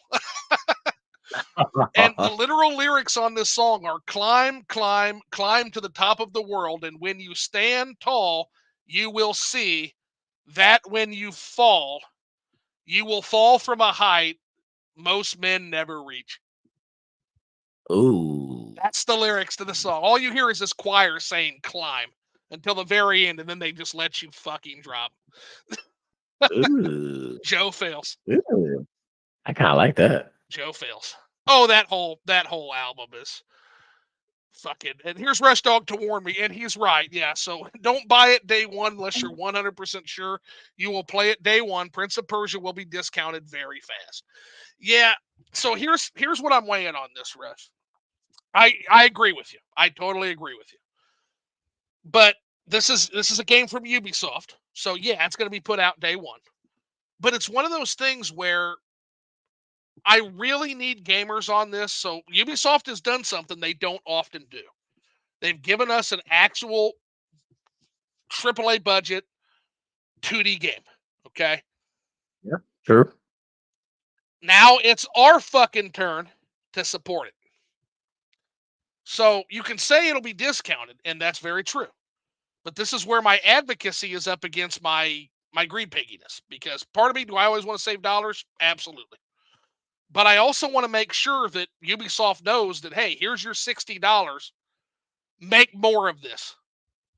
Yeah, because that's the thing about Ubisoft. They are one of those companies that if it does not sell, they will not make it They will again. not. They'll never see it again. We haven't seen. And we know. It didn't sell. I guess we got to make another Assassin's Creed again. Yep, exactly. And again, don't discount the fact that, like, now part of it is I wish I knew more about how gaming worked, because the thing of it is it depends on what is the point of sale that is counted. What does Ubisoft count as far as success? Does Ubisoft count sold to retailers? Because a lot of companies do that. They pull the fucking wool over their investors' eyes by saying, so, hey, fastest selling game ever. OJ loves to use that. Fastest selling Oh yeah. to retailers. That doesn't Yeah, that doesn't necessarily mean it got into the hands of gamers who like the fucking game. But fact. it's also a fact, and this is where OJ's coming from with this, that got your money, bro. Hey, Yeah, we already got your money. The retailers bought it from us. We got our money. So, that is so true. will Ubisoft count the sales to retailers as success, or will they count the sold through like Nintendo does? Nintendo reports sold through. They don't report sold to retailers. That's why when Yeah, you see 18 million Tears of the Kingdom, that's sold that through. means 18 million. Yeah, That's sold through. That means there's 25 million out there. They've sold through 18 yeah, million. Um, yeah. That is true. It depends on how it works because I know some companies do it differently, and it well, really you and don't and really know. and OJ corrected me on that because there's two things I was making a claim, a slanderous claim that Mario Wonder was underperformed and that it was outsold by Spider-Man 2. I said I don't think Wonder looks like a success to me, OJ, because if you look at it, Spider-Man 2 should not be outperforming 2D Mario. Should not be fucking happening. Should not be happening. It's True. embarrassing. But OJ said you got to look at it this way because it's actually, if you look at it from the perspective of how they count sales, these two companies count sales very differently. Nintendo counts sold through, and Nintendo doesn't report digital sales, whereas Sony reports sold Um, retailers and digital sales. So it's the way that's they report. It's the way true. they report their numbers. I didn't know that it didn't count digital sales. Yeah. So Takai, I'm also very happy Spider-Man. I'm also very happy Spider-Man did well. I want all games to do well. Because especially Spider-Man with that, yeah, like Rush Dog said, that $300 million fucking budget, it better have done well. And I'm glad it did. I'm also happy Spider-Man did well, but my point stands that Spider-Man 2 should not be outperforming one of the largest video games of all time, and that's 2D Mario. 2D Mario is up That is true. there. You've got at the top of the echelon, you've got Grand Theft Auto series. You've got Wii Sports. Yeah, And then right below those two is Super Mario Brothers, the 2D Mario games. Right below. yeah, And that is true. Like because that's kind of been Nintendo's flagship for the longest time. yeah, you can tell me what era we're in. It doesn't change the fact that 2D Mario in the end will outsell Spider-Man 2. I promise you. That's going to happen. 2D Mario sells no matter the era. 2D Mario sold in 1980. It sold in 1990. It didn't sell in the 2000s because Nintendo fucking didn't make it for 18 years, you stupid bastards. Yeah, that was But crazy. it came right out in 2009 and it sold out the Wii in the middle of an economic recession. Oh, okay. And it will sell now. When those numbers come out, it's going to be staggering in February. I'm expecting staggering numbers, and if not, it failed. And that's my point. That was my point to OJ. If that game doesn't sell 30 million at least on the Switch, it's a failure. It's a failure. Yeah, So we'll I see. would say so. We'll have to see. I'm already calling Tears of the Kingdom as underperforming, and he thinks I'm crazy for that too. But I mean, compared to Breath of the Wild, it is like it's so far, not yeah. taking off like Breath of the Wild Well, yeah, did. because you got to keep in Like mind that Breath, look what Breath of the Wild did. Now, to be fair, Breath of the Wild's had the entire Switch run in order to make those sales. So there's that. But at the same true. time, the game came right out and sold around 16 million, or it sold around 16 million copies its first few weeks, right? And then Yeah, they Breath of the report, Wild was an animal. yeah, and but now look at Tears of the Kingdom. Now they report the new numbers, the last numbers we had. So they came out and said it sold 16 million at launch, and now it's at 18.5 million. So if Holiday didn't do its job for Tears of the Kingdom, that game only added a couple million between its holiday and the months and months it's been out. That's wild. Oh, and so consoles, yeah. And sold consoles, correct. Yeah. Yeah, Spider Breath of the Wild definitely was a console seller for Yes. sure. Oh God, yes. Whereas Tears of the Kingdom, I don't know. We haven't seen we haven't seen we haven't seen the annual sales for Switches yet, but I don't know. I don't know if Tears of the Kingdom did the job Nintendo needed it to do, and I don't know if Wonder did the job Nintendo needed it to do, which was to buy the Switch Um, another year. Because Switch should be yeah, coming out in 2025, not 2024. The Switch should be coming out in 2025. Depending on how those two games did, they might have to launch in 2024. We'll see. I'm curious of what they're going to do because I actually have a theory about the Switch too. Everybody is thinking it's going to be a like a new iteration of the console, and I'm like just like a brand new console. And what I think is, I think they're since they're moving it to a handheld thing, I have a theory that they might be taking a 3DS approach to this thing, where they'll just do like a upgraded model. Like Yeah, we had the 3DS and then you had the 3DS XL and the yeah. 3DS.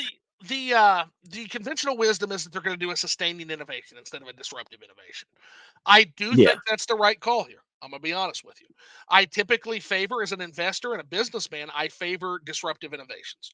So I'll tell you a story about that. Try real hard not to dox myself here. So I used to work for a small Midwestern grocery chain, right?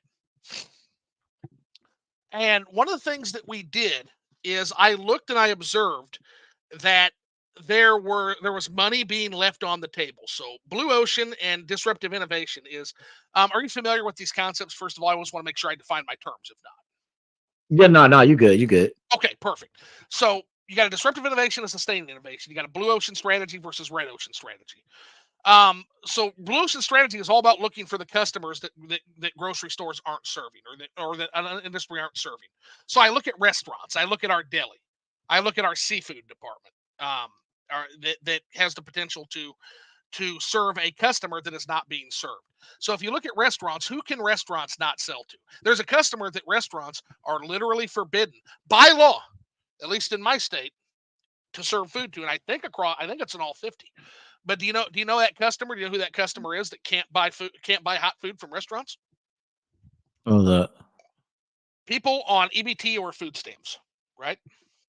oh yeah, that's true. Yeah, they are forbidden by law from serving food stamps with hot food. So restaurant food, sit down restaurants, fast food. And so what I did is I said, "Hey, there's money on the table there, and as a grocery store, we are in a unique position to pick that money up, and here's how we do it. I want to order cooking equipment. I want deep fryers. I want good convection ovens. And what we will offer to do is while you shop, we will cook your seafood item, or we will cook your service meat item, or we will cook your deli cold dish. As a service, we will cook that, and you will buy it cold, and the cooking is the service, not the product itself." And what that does is that bypasses the law. Ah, I see what you're saying. And so, and here's the thing. And I looked at that and I said, you know what? People on food stamps, people on EBT, they don't always want to have to fucking cook everything from scratch. They want to sit down occasionally and have a meal ready for them. Yeah. People want that. That is a huge group of people not being served. And so I introduced to you the as a service, we will cook your seafood for free program. So you can come in, order Mm, some catfish, we'll bread it, we'll fry it. You can get those ribeye sandwich steaks, get 6 or 7 of them, we cook it. You can get those shish kebabs, we'll cook it, just go shop, we'll have it ready for you, wrapped up, ready for order. And you're buying it as that cold raw item, so we're weighing it up that way. And at the same time, nice. the cooking is an added service, it's not part of the product itself. And so it is a completely legal way to service this entire group of millions of people who have been completely who the restaurants cannot serve them by law. That's And actually pretty slick. we made a lot of money doing that. I'll just put it that way. That's real slick. That's real smart. Another company, Papa Murphy's Pizza, which I later became an investor in early on. Um, Papa Murphy's Pizza made an entire company based off doing the same thing with pizza, the take and bake pizza. And they Ah, and they did it better than we did it, because what Papa Murphy's did a little bit later is Papa Murphy's would come out and they would, not only that, but they didn't have to cook it. So they didn't have the utilities overhead. There was nothing to prep, so they didn't have to carry the insurance for employees that might cut themselves, etc. So Papa Murphy's literally just put together take and bake pizzas, restaurant quality take and bake pizzas that people could buy on food stamps. Yeah, and then Frozen you just pizza. take it home and throw it in the And, oven. and here's the thing, Tokai, frozen pizza, I agree. There are frozen pizzas out there better than any pizza you can get out. There's some bomb-ass frozen pizzas. The Screaming Sicilian pizzas, or like the Palermo's or Home Run In pizzas. Oh, God, there's some good ones. So, yeah, you could definitely do that. But this is a way for somebody to get that hand-tossed pizza and get it on that EBT or that food stamps. And Belmont says, yeah, someone who was on EBT food stamps, I can confirm restaurants do not let me buy food. Exactly. But it doesn't mean that you don't want a cooked meal every once in a while. I mean, especially if you've worked 40-hour week and what the fuck? Like, yeah, I want to. I just want to sit down and eat, man. I don't want to have to fucking cook I when I know get that's home. right. So I hear that. we dived into that. That's kind of a unique kind of perspective of someone who did a program that dived into that market. So basically, it's the crappy product for a crappy customer. It's what the Wii was. That's your disruptive innovation. So, and I Yeah. don't mean that the people that buy the Wii are crappy, and I don't mean that the product is crappy. This is from the industry perspective. So, Xbox, Sony, the AAA third party cartel, when they saw the Wii, they saw a crappy product that was targeting a quote unquote crappy customer, a customer that they didn't care Mhm. about and had no interest in selling to. That Yeah, that casual the gamer. casual. Yeah. Casual guy. I hate that fucking term. Super casual. Casual gamer. Now, I didn't see them And as the casual. we and the we ate and the we was eating. He was eaten 100%.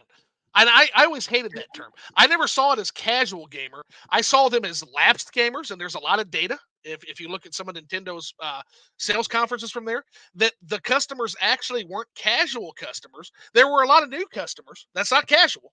Every customer is a new customer at one time. They're an upstream Oh customer. yeah, I thought the we definitely brought in a lot of new Brought customers because new there was people customers. who never touched a gaming system who Uh huh. got a Wii But here was the secret just to the because of that daggone Wii bowling. exactly. But here was the secret to the Wii's success as well.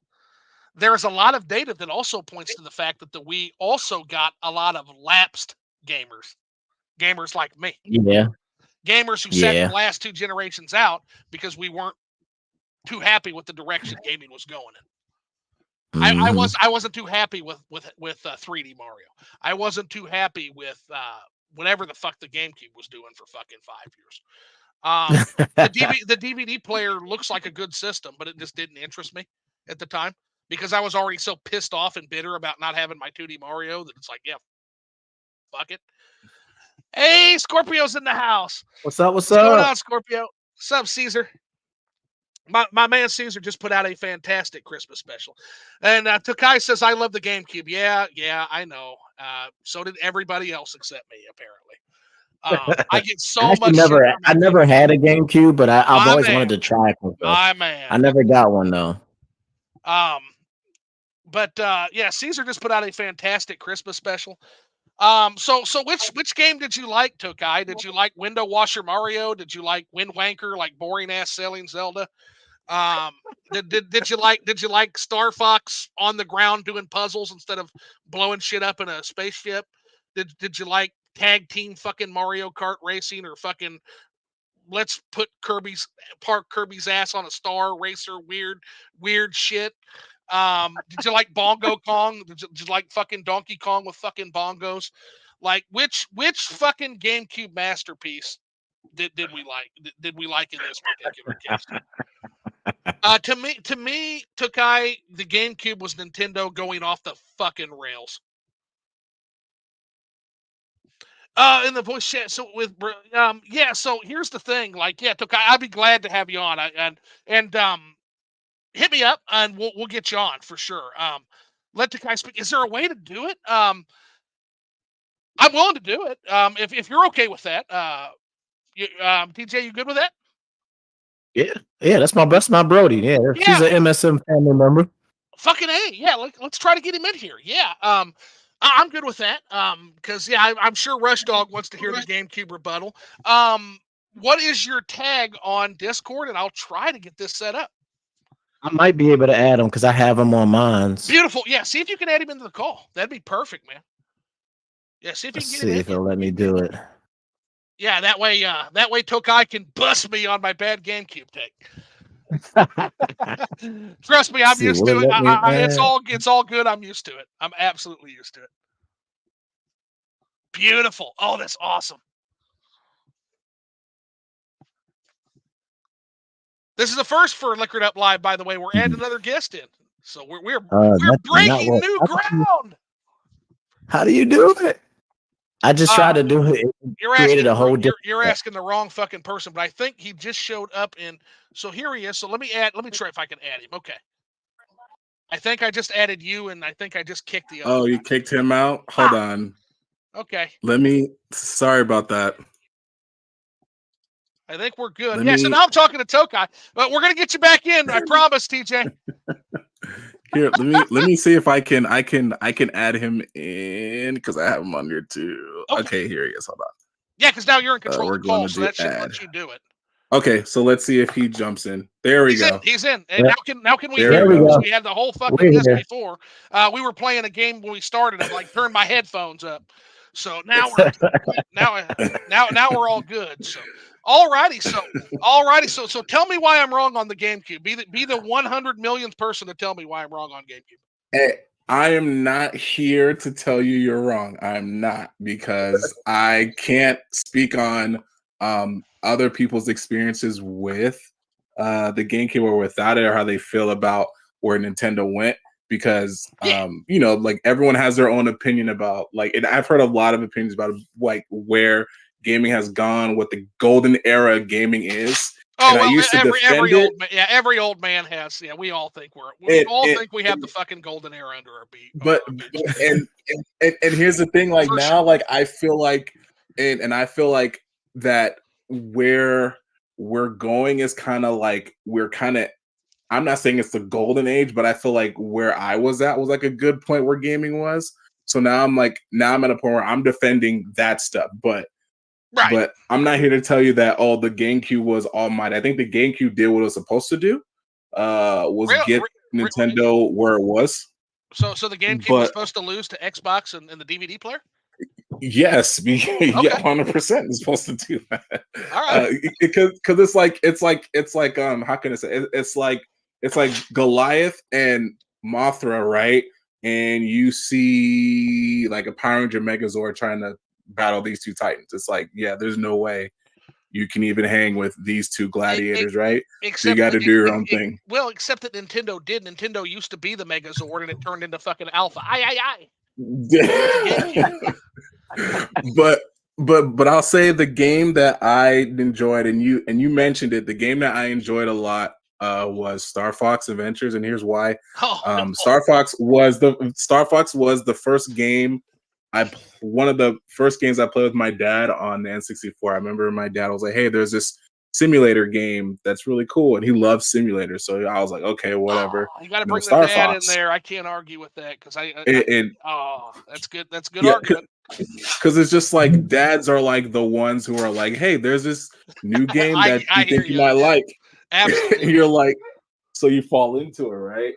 And then when I saw that you can actually control Fox, I was just like, okay, I want this. And then my dad was like, do you want this game? I'm like, yes. So he wanted to go get it, and I beat the game 5 times because I loved it so much. But I'm not saying that's the best game on the GameCube. Just for me, that's what made the GameCube great for me, was that game. So here's the thing about Star Fox Adventures. I'm sure actually, and I've heard a lot of people say when I criticize it, they're like, "What, that game was awesome." And here's the thing: I don't dispute that. I'm sure it was. You know what? You know what it wasn't though? Is it wasn't a Star Fox game. You know what? I agree with you on that. It was it was a game called Dinosaur Planet. Dinosaur Planet, It was originally called Dinosaur Planet, and they threw Star Fox on top of it. And I'll tell you why they did it. And for some reason, Nintendo at certain times just lacks confidence in themselves. Because here's the thing, and the problem with doing this is that when they do this, they actually destroyed that fucking franchise. They destroyed Star Fox with that. And the reason being is when you make a Star Fox game, when you make a Mario game, when you make a Zelda game, you are dealing with preconceived expectations on that IP. But Nintendo wanted to have their cake and eat it too. They wanted the creativity of a new game with the safety and security of a new IP. And because of that, they got neither. They got a game that people are like, what the fuck is this? And what does this have to do with Star Fox? When they could have had 2 games. They could have had a bomb-ass Star Fox game. And they could have had Dinosaur Planet, which is a new franchise, a new Nintendo IP. They did and by the way, it's not just Mhm. the GameCube. They did the same fucking bullshit on the Wii. They did it to Fluff of Yarn. Fluff of Yarn. Oh yeah. All of a sudden, I wasn't feeling that. Yeah, yeah, at the last fucking I minute. wasn't feeling that one. Oh yeah. Uh, oh, this isn't gonna sell. So let's do this ghastly Buffalo Bill fucking reskinning, and we're gonna rip Kirby's skin off, and we're gonna fucking put it on Fluff of Yarn. And Nintendo does this fucking shit all the time. Yeah, That is the thing that they do. They definitely depend on their franchises a lot more than they should. yeah, that's They 100% got You're to right. reach out every now and then. I think Dinosaur Planet could have potentially been another world beater. I think Fluff of Yarn could have potentially been another world beater. Now, could it have failed? Sure. You get it every once in a while. You have an ARMS. It doesn't do as well as they like, but then you Yeah. also get a fucking Splatoon every now and then. I have my own separate thing about Splatoon, and already he know where this knows. is going. He knows. He Okay, knows. I have my Ooh, so not a story fan of story Splatoon time. 3. Story time. Let's hear no, it. no. I'm not trying to steal the stream about talking No, about no, my no, own. no. I want to hear it. I want to hear it, man. I always love Splatoon story 3. Go ahead and talk about it, Bill. It's all good. All right, so I never owned the Wii U during its era, if that makes sense. I got a Wii U after the Wii U uh became I guess you can call it a retro console because there was games that I wanted for the Wii U. Like I got the Wii U towards the end of its life cycle. I got it for another Star Fox game, Star Fox Zero. I got it for that. I got it for Xenoblade Chronicles X. I got it for Bayonetta 2 and Pokken Tournament. That's the whole reason I got a Wii U. And that was it. And Smash Bros. That was it. That was my library of games. I didn't want any more. That's why I got it. So when I saw Splatoon, I was like, what the heck is this? Like, this is just like a Call of Duty cut and paste. Like, no, I'm not going to test this game. So I skipped it. When the Switch came out, when the Switch was out and it was going through its cycle of games. And just a side note, I think when the Switch came out, they were super smart on how they put out their games. Right. They didn't just give us all their games. Like, we're going to give you 1-2 Switch and Breath of the Wild. And we're going to spread out our library of games. So then not only can you complete the games you have, but like what everyone else said, they're like, hey, we got to save our money and get to buy these other games later. So I think how they did that was super smart. So when Splatoon came around, I was like, okay, I have to get this because it's just gonna build my library for my Switch. So I said I never played the first one, so I'll get this. So I got it, and I was like, this game is freaking awesome. Like I slept on Splatoon, the first one, and I was kicking myself for that. But I loved the second. I put 300 plus hours in Splatoon 2, and I think another 300 into Salmon Run because it was such a great game mode, amazing game mode. And it only came once in a while, so it just made your time with it more special because you're like, I got to get all my grinding in now before they close this thing. So, did all that with Splatoon 2, and then of course I was like, okay, I've done my due diligence, 200 hours, I'm done. Nothing really I can do anymore, I'm done. So then what? We would say fast forward to 2020 when they showed us Splatoon 3. And I think I was with a group of people on a chat, and they were like, "Oh my gosh, that's Splatoon 3! Oh, this is great!" And I'm the only one sitting there like, "What are you talking about? Like, what?" I'm like, "Are you?" I was like, "Am I missing some things from Splatoon 3? Because I don't see anything but the same game, but with new paint. Right. I don't see anything on this game, nothing. But I'm like, let me just give it I became a conscious gamer where I was like, you can't fool me with just putting a new paint job on something because I played this genre, and you have to do something completely different from what I played on your last iteration of the game that really draws me in and spends that money, right? So I was like, I'm gonna give it a chance. I'm gonna give it a chance. They had, the PR was horrible because they rarely came out with anything. So it was like, whatever. So then when they showed off Salmon Run and we got a new boss, and I was like, so you're telling me that you want me to spend $60 for a new boss in Salmon Run? You're telling me to do that? And I said, I'm not doing that Right. because that's all you're giving me is a new boss in Salmon. No, not doing it. So started to come on, year started to go by, and then it was like what, September 2022? No, 2021, 2022 when the game came 2022, out. yeah. I don't remember. Yeah, 2022. By Yeah. the way, guys, another reason why I say the Switch probably won't hit till 2025. That game is going to get at least 5 years of active support. That's a net. Oh yeah. Like, why would you launch 3 of your biggest hitters? You launch a fucking sequel to Breath of the Wild, a goddamn 2D Mario game, and fucking Splatoon, literally within 1 year of each other. How the fuck are Yeah. you gonna put a new system out after that? If they were gonna put a new system out in 2024, all 3 of those fucking games they have to be there. should be there on the new system. And if they do that, I'm gonna rip Nintendo a new asshole as far as bad business decisions. Because if you're gonna launch a fucking new system, a goddamn 3D Mario game, like, I'm gonna laugh when you had a 2D Mario game, a Zelda, and Splatoon. I'm gonna fucking laugh at you. Yeah, it's that's why I don't think it's really. I don't think it's happening.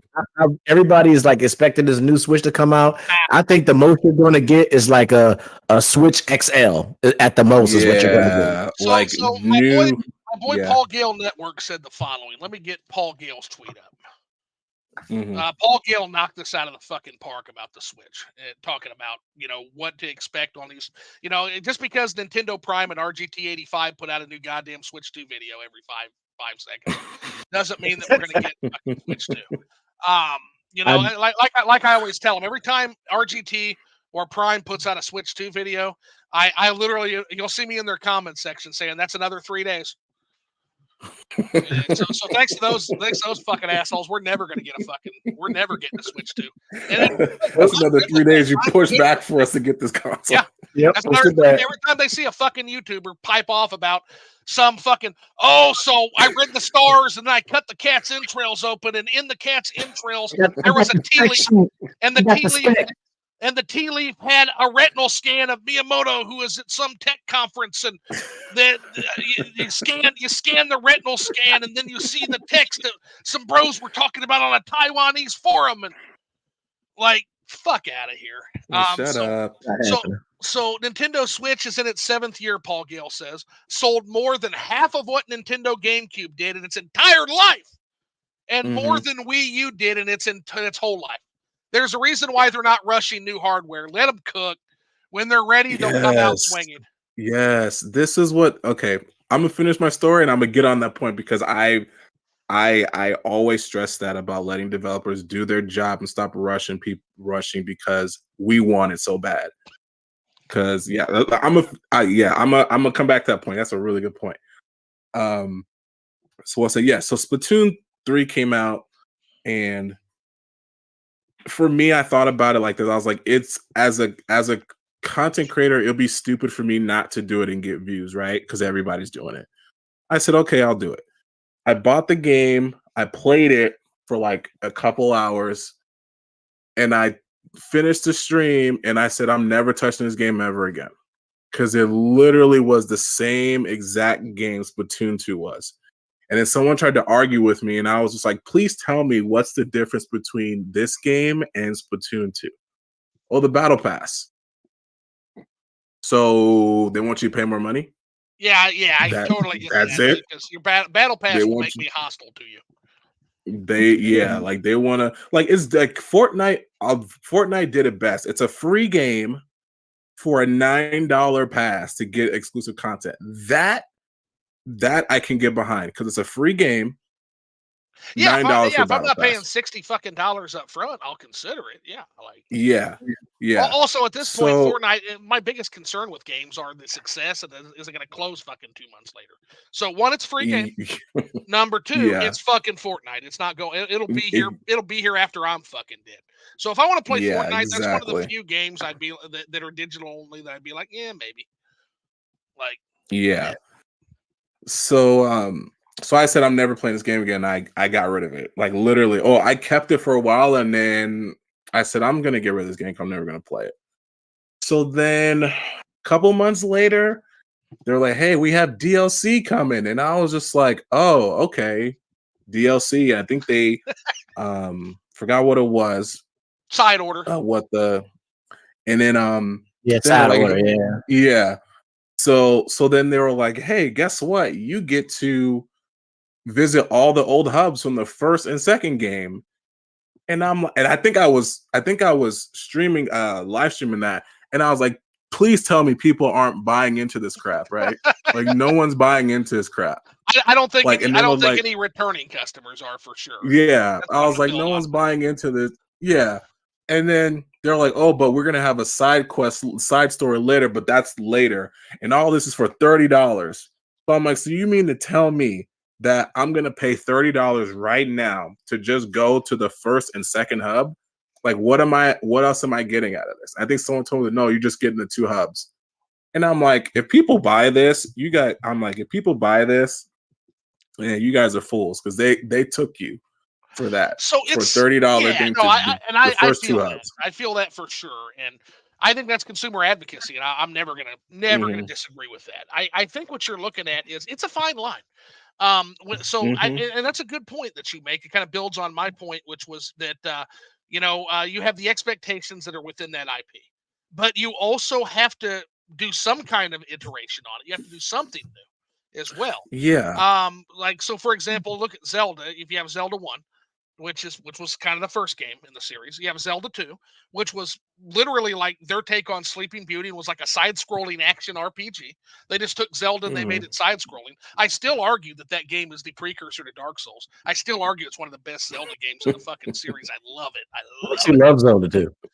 And so does everybody else. Don't believe all the fucking bullshit about it being a black sheep as far as like people hated that Yeah, game when it came out. No, I I can hear show you that too. I, like motherfucker, I can show you video footage of 1986 of people literally lining up around the goddamn block for that game. Like facts. Mhm. so it's a fine line, and then in 3 they do the whole dark world mechanic, and in 4 they do the time travel mechanic.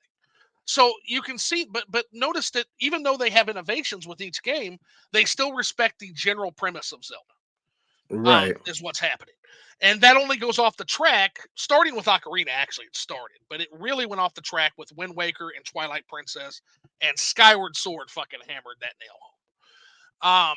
So in terms of This now we're guy's just in nailing all of my fucking favorite Zelda games. short. He did. Oh, that's a whole nother conversation. Yeah, I fucking despise Anuma Zelda. But again, but keep in mind where I come from. I come from that 1986 Right. old man NES mindset. So there are Right. 4 million people that love Zelda. And here's the thing: I'm not shitting on that. That's why there was this whole conversation that launched about I missed the old Zelda, and when they were talking about the old Zelda, these fucking clueless dudes were talking about Zelda. Like to me, old Zelda is Breath of the Wild. It's the return of that NES open world Zelda. Um, Right. Yeah, that Right. with being able to sequence break, etc. like that. So, like, what are these fucking guys talking about? And then yeah. I'm fucking about to Art. say Breath of the Wild is more like the original Zelda than It was any of literally the other built. It ones. was literally built on the NES engine at first. Like they built a tech demo on the NES engine for Breath of the Wild, and they built it from Oh there. wow. Yeah, Yeah, Interesting. I that didn't was know dope. that. there's old footage about it, but and then Arlo comes out with this fucking video like demonizing E.G. Aonuma, and I've got a lot of problems with E.G. Aonuma. I've like this is a motherfucker who couldn't I beat just the watched that Octo video Rocks. too, actually. Yeah, fucking stupid ass video. And here's the thing: I say that as somebody who's not a fan of what Aonuma did with the Legend of Zelda. But the guy is trying to say is if you want more of that Zelda, you should have bought more of the fucking games because you didn't buy Yes. the games.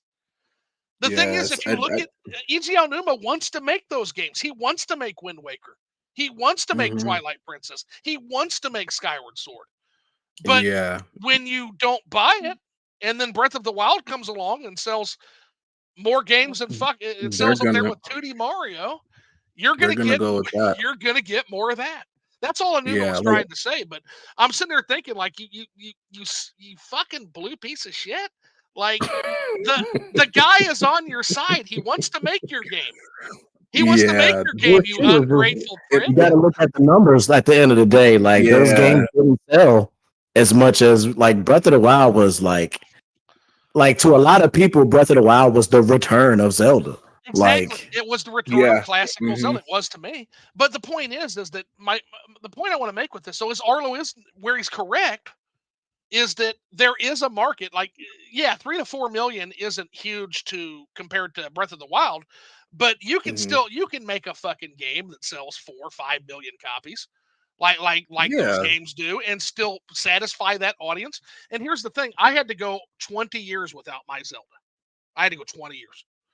I Mm. don't wish that on anybody. So if you've yeah. got 4 or 5 million Zelda fans, make them a fucking game.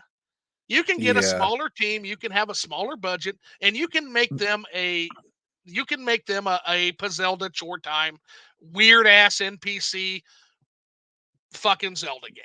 Like you Yeah. can put the Regal Game Freak unibrow did it. and the guy dressed as Yeah. a fairy, and you can put the guy with the one big giant arm and the one little bitty arm, the bamboo baiter guy, like hmm the snot bubble kid. Like you can put all you can put evil babies that will send you to fetch their fucking cat, and you can have them doing that shit till the end of goddamn time.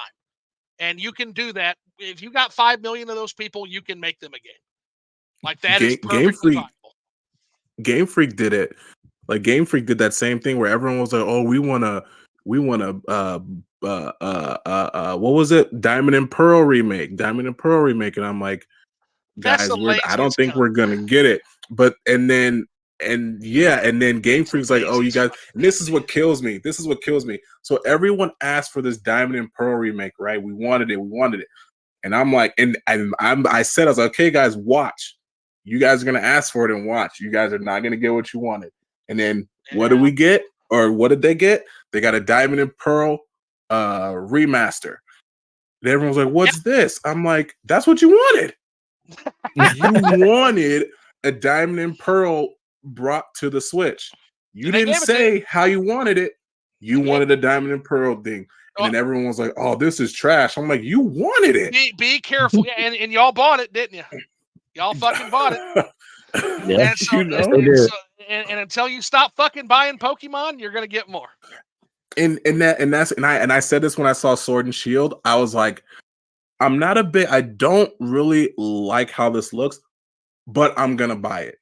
And Well, everyone's like, you're a the hypocrite. And I'm metagame. like, yeah. I'm like, yeah, because it's freaking Pokemon. I can have my own opinion about it and I can play it and I can genuinely say I don't like it. Well, and But here's because I bought it, yeah. Here's yeah, the thing with Pokemon though. So there's two games going on at Pokemon. There's the actual single player, gotta catch them all collectathon game, and there's the meta game. There's the battle game. And that's true. I will actually argue that these are two separate audiences. And Oh, they are for No, it sure. is. It is. it's probably best to separate the games like they used to do. So I would bring back the Pokemon Coliseum games, and then I would Those make were the dope. mainline single player games the games like Pokemon Arceus, which that you'll That notice that was most people love those games. Yeah, that game is amazing dope, game. actually. That was So Yeah. amazing. you've got your actual competitive battling game, and you've got your single player RPG style game, or collect them all That's RPG game. actually not a bad idea. A new Pokemon Stadium game would be fire. Yeah, and it would satisfy that crowd. But what they're trying to do is they're combining all the eggs in one basket, and they're not And then really make it satisfying. online. They have like online battle modes and stuff where you can Mhm. oh, you can do online competitive tournaments and stuff. And for God's sakes, please go back to what Satoshi Tajiri used to do with that game, and please stop putting every fucking legendary into every fucking game, because they come in and they completely control the fucking the meta game. And Pretty you got much. all these weirdo Pokemon that nobody actually fucking likes, but everybody has to use because they're super strong. And maybe just Mhm. keep it to like 2 or 3 legendaries, because you're doing two things. Number one, legendaries aren't special anymore because They really aren't. they're half the fucking Pokédex now. They And really aren't. number You ain't two, lying. you're fucking up the metagame because you're making a lot of Pokemon completely unviable because of these fucking superpower Pokemon. Like if you look at a Pokemon like Mhm. Zacian, like there is not a goddamn thing standing up to a Steel Fairy type that hits that fucking hard. Oh, there's no way. Like Yeah, it's as long as the Zacian Yeah. on ridiculous. team, It's that's it. ridiculous. And That's it. Like me and my there's a cousins used to talk Zacian about that. and a Mewtwo on every goddamn team. On Yeah, every fucking team. because Mewtwo And is a straight psychic type, and he hits. And yeah, if you yeah, build him, what is it? If you build him modest, you're done. The person who's fighting you, that's it. It's a You're matter not of what. winning. Yeah, it's a matter of what Mewtwo can't tear through in one hit after a fucking after one amnesia. Like what can't he tear through? Yeah. Yeah. Yes. Yes. In one hit? It's the same thing. Like literally, you just set him up. You have a Pokemon use Follow Me. Mewtwo uses amnesia. You tear him up. Now I'll tell you one thing I was doing. I got a funny story for you. I was using Glass Trier, and what I would do is I would like bigify him. I would make him big. And I was using what's the speedy little wispy thing that's one of the I don't know what it's called, but it had speed swaps. One of the fastest Pokemon in the game. I'm And trying so to think who it is. I'm gonna look it up real quick. It's one of the Ultra Beast. Oh, Real fast, Oh, wispy looking thing. crap. I'm I gonna I can't think forgot. of I his know who you're name. talking about. I know what you. Yeah, I'm gonna have to look it up too. I'm sorry. Oh, Ultra Beast. Rush Dog in the chat said, if there's a year in the tank, what is going to be the big 2020? Yeah, If I had to guess, I was gonna get to all of that. I was gonna get to that too, but you go first. Yeah. if I had to guess what if they were going to drop another title for the Switch this year, I would say they should drop. I don't know if they're going to do it, but I would say Metroid Prime 4. I was gonna say that too. Prime 4 would be good, but what Rush Dog's going to I counter was with, gonna say that and he's too. going to be completely correct, is Metroid Prime 4 is not a system seller. It's not a big. That game will move maybe 3 million Yeah. copies. Well, it's not quite as big of a Zelda as a Mario, but they've already kind of let that tank out. Like, what else would they really like? They couldn't drop another Zelda game. They can't drop another Mario game. And so here's my response: is I don't necessarily think they have another one. I think so. I don't. My theory on why Switch was going to drop in 2025 and may still drop in 2025 is because honestly they don't need a Switch 2 at this point. The reason I said True. that, and the reason I've said that the entire time, is because we had two games that were going to sell hardware throughout 2024. Those games were Tears of the Kingdom and Super Mario Brothers Wonder. Now that is now up in the air. Now the February is going to be really telling. Like OJ says, February is going to be very, very telling for the future of the Switch. Because if they come out and say that Mario Wonder sold fucking 15, 16 million copies throughout the holiday season, and Zelda has now cracked 25 million copies, and more importantly, hardware boosted by 20, 30% during the holiday rush, There's no need to make two. there's no need to make switches because that indicates that Mario Wonder and Zelda Tears of the Kingdom are going to sell hardware through 2024. Get it through 2024. They can put out AA games, maybe Metroid Prime 4. And then in 2025, early spring 2025, they can launch a Switch. That's what I was saying about Mario Kart. Because everyone was like, we need a new Mario Kart game. I'm like, why? You know how long Mario Kart 8's been out? Well, also, they don't need to make a. Also, yeah, go ahead. Mario Kart 8 is not going to be able to compete. Whatever they make with Mario Kart is not going to compete with Mario Kart 8. It will not. Oh, absolutely not. Mario Oh Kart. yeah, they're not going to get. They're not. Lightning's not going to strike twice on that one. So I hate to pull the graph up, but I'm going to go ahead and pull the graph up. I'm going to try to share screen real quick for you guys. But yeah, they're not. Mario Kart 8 was lightning in a bottle, man. Like that. That game just did. I don't even think Nintendo expected that game to do them kind of numbers. Yeah, all they did was just bring over Mario Kart 8 and said, "Oh, we're gonna do deluxe," and no one realized that deluxe was going to last for so long. And we just now got DLC for. Yeah, they just dropped the last pack, right? Yes. So all right, I'm gonna share a screen now, and I'm gonna share a chart on the problem with the Switch 2 in general. And Nintendo is going to run into this problem very, very hard, by the way, guys. They're going to run into this very hard. Can you guys see that screen? Let me see. Watch stream. There we go. No, of course. Yeah, Discord's going to shit out. So, okay. Well, I'll just... Yeah, I see it. Oh, you can see it too. Okay. You can see it? Yeah. Okay, there it is. Okay. So, there's the chart. Look at this chart, is what I always say.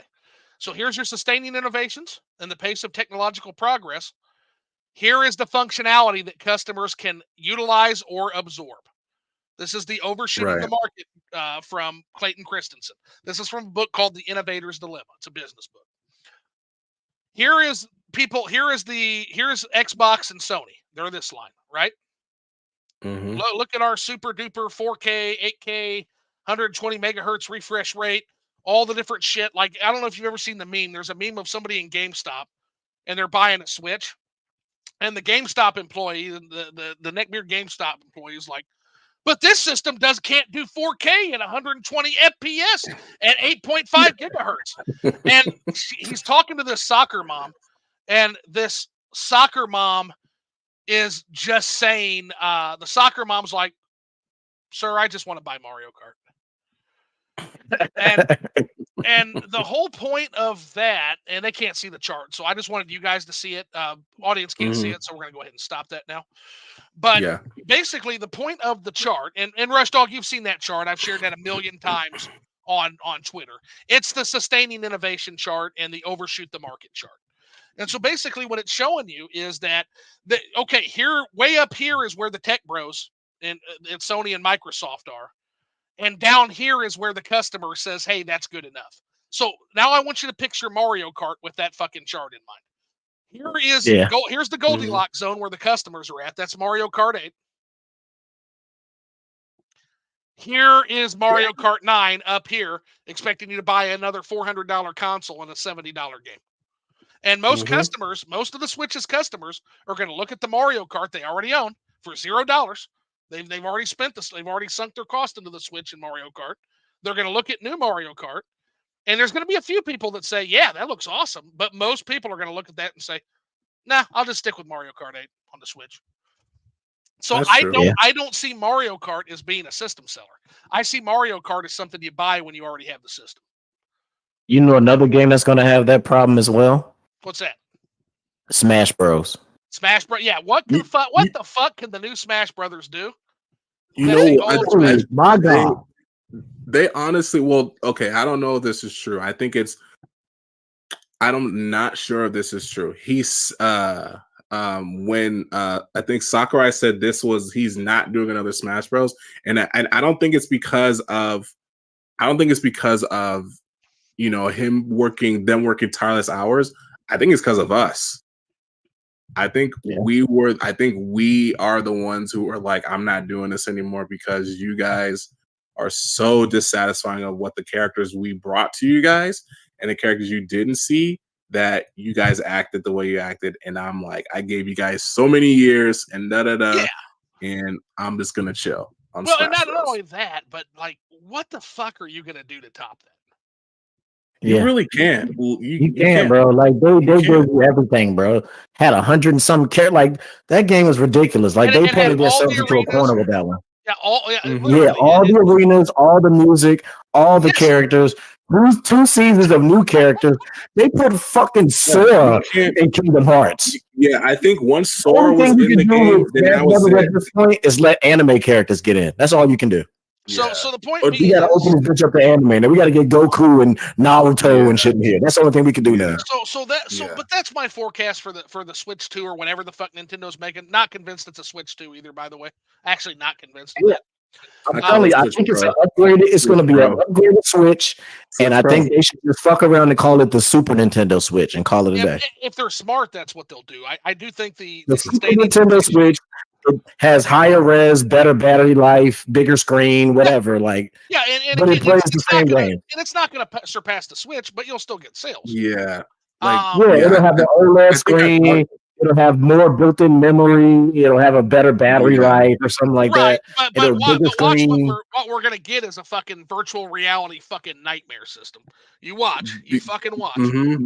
And that thing is gonna shit away every single fucking piece of of all the war chest that Switch built up. That's what Nintendo tends to do. That's what Nintendo. Yeah, like it's about that time. Because Nintendo's like, I say this to everybody and I always stand by it. And ever since the Wii, they've tried to go for innovation over everything else. Mm-hmm. And it's done pretty well. Like, okay, the Wii U was, it was, we understood what they were trying to do, but the reason it didn't do well because it was, I mean, I bought my cousin's Wii U because I'm like, I want another Wii U, and I bought it from him because I like the Wii U because it had great games, and of course I modded my Wii U.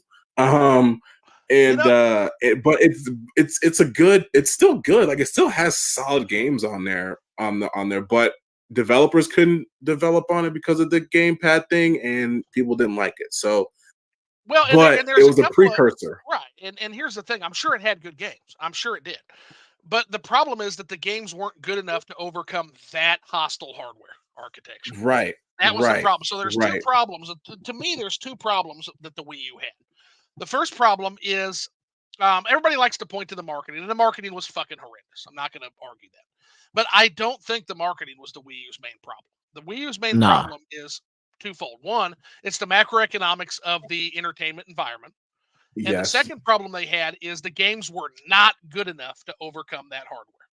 New Super Mario Yeah. Brothers U is seen by a lot of people as the one of the weaker Mario 2D Mario games. That was their fucking Yeah. system seller. That was it.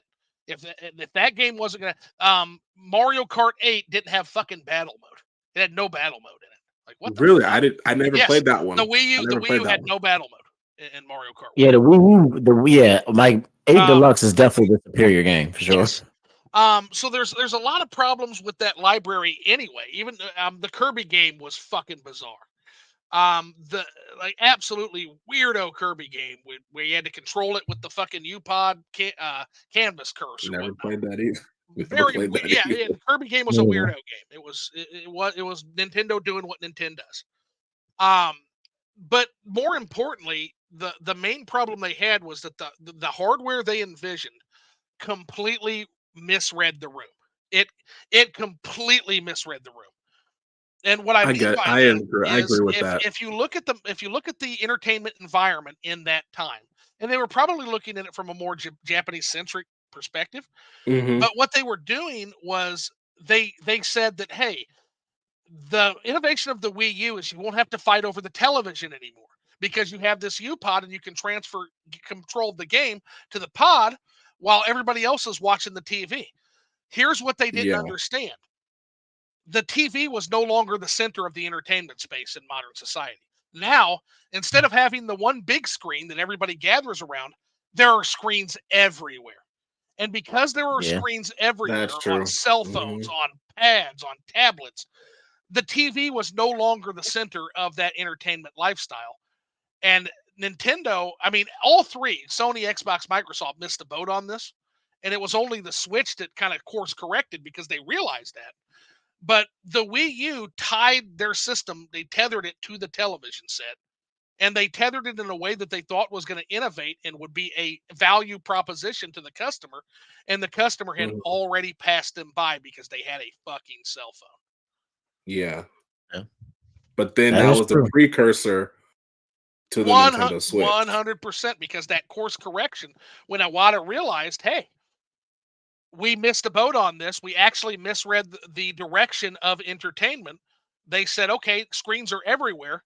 Portability. Let's give our new value proposition to be a game system that is console style that you can take anywhere. Portability. And Yeah. that 100%. became the Nintendo Switch and the hybrid console. It, So yeah, you it, don't get the Wii necessarily without the Wii U. I think there's a strong, compelling argument that can be made there. But I also think there's mhm. an argument that, hey, if you would have just did what I fucking said as an investor and let the Wii cook a little longer and put out games that people give a fuck about instead of putting out Other M and Wii Music and Skyward Sword and fucking Mario Galaxy 2 that nobody fucking bought. If you would have put out more 2D Marios and more Donkey Kong I Country did. Returns and more, well, I'm glad, I know. I'm just fun but riveting with you. I'm just kidding. like I'm glad I'm glad somebody bought it because I would sure hate for those developers to literally have zero people buy their game. It was close to that. But yeah, if the Wii would have just held on and would have made software and would have been supported, I think they could have stuck it out and figured that out on their own without the Wii U disaster. Thank God Yeah. they had thank God they were able to turn the 3DS around because they were in peril. Because people forget that the 3DS was also bombing Was early, also. Yeah, if I say the 3DS yeah, did not start strong. It did not. yeah, It but did not start strong. it did carry but once it picked up, the 3DS and 3DS XL and all the other iterations, Carried I Nintendo. That gen. yeah, it carried them. That's where they got their funding for the Switch. Uh-huh. If it was not for the 3DS, Oh, they're out. oh Yeah, if it They're was out. not for the 3DS. And by the Well, way, if 3DS that's, saved that's them. Nintendo in general, though. Like if they didn't have such a grip on the handheld market, I think a lot of situations could have ended badly for them. absolutely, because you're talking the GameCube era was not great either. Neither was the 64 era. Not Yeah, too great for but them. the one thing they always had Um, was the handhelds, man. Game and, Boy and, Color, and Game by Boy the way, Advance. it's still the case. Like people like gasp when I say this, but it's true. The Nintendo Switch is not a console. It is a handheld that Oh, cannot It is. yeah. communicate. It is Yeah. a Oh yeah, handheld. No, it is. it's It the is. 3DS. It's the new Yeah, iteration of the 3DS. and Nintendo It didn't really abandon is. the handheld trajectory. Nintendo abandoned the console trajectory. Hmm. Yeah, they was like, forget this. But like we're gonna do what we're good at, which is Uh huh. handhelds. Exactly. Because that's the one thing Nintendo has always had a grip on. The Uh huh. Game Boy, One Game hundred Boy percent. Color, Game Boy Advance, the 2DS, 3D, like they always had the handheld Yes. market on lock. But Hmm. but but what they've done by abandoning the console trajectory, they're actually in a very perilous position this generation. I would argue because That's why I was gonna they ask put you guys. all their eggs in one basket, guys. I was gonna ask you guys, like, So do you think because of the Nintendo Switch, did they shoot themselves in the foot when it comes to the next I think iteration of their I consoles? think what they're trying to do to make up for that is you see them going into movies, and that's going to be very successful for them. It already has been, and they're going into Hmm. Yeah, theme parks because they smell that blood in the water from a retreating Disney. Disney is in dire straits right now. If you look at yeah. Disney, the Disney's superhero they're yeah, the struggling. superhero genre has imploded. We're tired of it. Yeah, it's dying. And Yeah. for whatever reason, now people like to argue the reasons. I'm not going to get into that, but in general, their movies, their animated films, are not doing what they used to do, and the superhero genre has been they fucked it into the dirt. There's nothing left. There's Pretty no much. energy or momentum left in that genre. Yeah. After So Endgame, it was over with. so I think Nintendo, because Nintendo's always operated as almost very very similar to Disney. They're very cheap like Disney, and they manage their money well like Disney, and they actually started with a Hanafuda card partnership with Disney. So Nintendo and Disney have always been very closely linked, and I think Nintendo has seen Disney's retreat, and I think they smell blood in the water. And so they're coming with the theme parks. They're just adding on Mhm. the Donkey Kong theme park now. They did. Hmm. Yeah. I think that basically tells us what the next movie is going to be. By the way, Oh um, yeah. Hmm. and it's all going to be cross marketing. I would also expect some kind of Donkey Kong Country game at some point. By the way, that might drop. Oh, And a Ooh, Donkey that Kong would be. Country always sells a solid 7 to 8 million copies, so that would be Yeah, I'm fun. about to say a good Donkey Kong Country game, a classic Donkey Kong Country game too. That'd be dope. Yeah. That It's would, still hard for me to say that Donkey Kong Country 2 is top for music, for gameplay, for anything. Although I will tell you, I think Tropical Freeze gives it as much a run for its money as they ever could. I think so too. but Tropical Tropical Tropical Freeze Freeze Freeze was is was a, good. so good. Such a It it it, is. was. such a good fucking game. So yeah, there's so basically my new thing for the Switch, and when the next system comes out, is I've had to, if you would have asked me a year ago, and people did, I would say 2025. If you were to ask me now, I would say wait till February. February is going to tell the tale. When February rolls around, I will be able to definitively put out there what I think is going to happen. If Mario Wonder and Tears of the Kingdom end up not being a fart in the wind, and they end up selling really well, I think we can make it till 2025. If the hardware falls short of their goal, and if Tears of the Kingdom and Wonder didn't do their job, I think they're rushing to get that baby out for the investors' sake. I think they're rushing that out holiday 2024. I can see that. I could definitely see I that. think it could be either one at this point. But I'm waiting for February with great anticipation. February is going to tell the tale.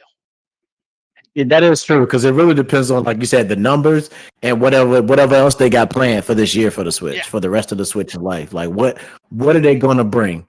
Yeah, And and I don't again, know, though. and again, if Mario Wonder and Tears of the Kingdom didn't do it, they're going to need a heavy hitter, like Rush is saying. He's absolutely right. He's asking the question, what the fuck is the heavy hitter? I don't. Maybe a Pokemon game. Those tend to launch every other year.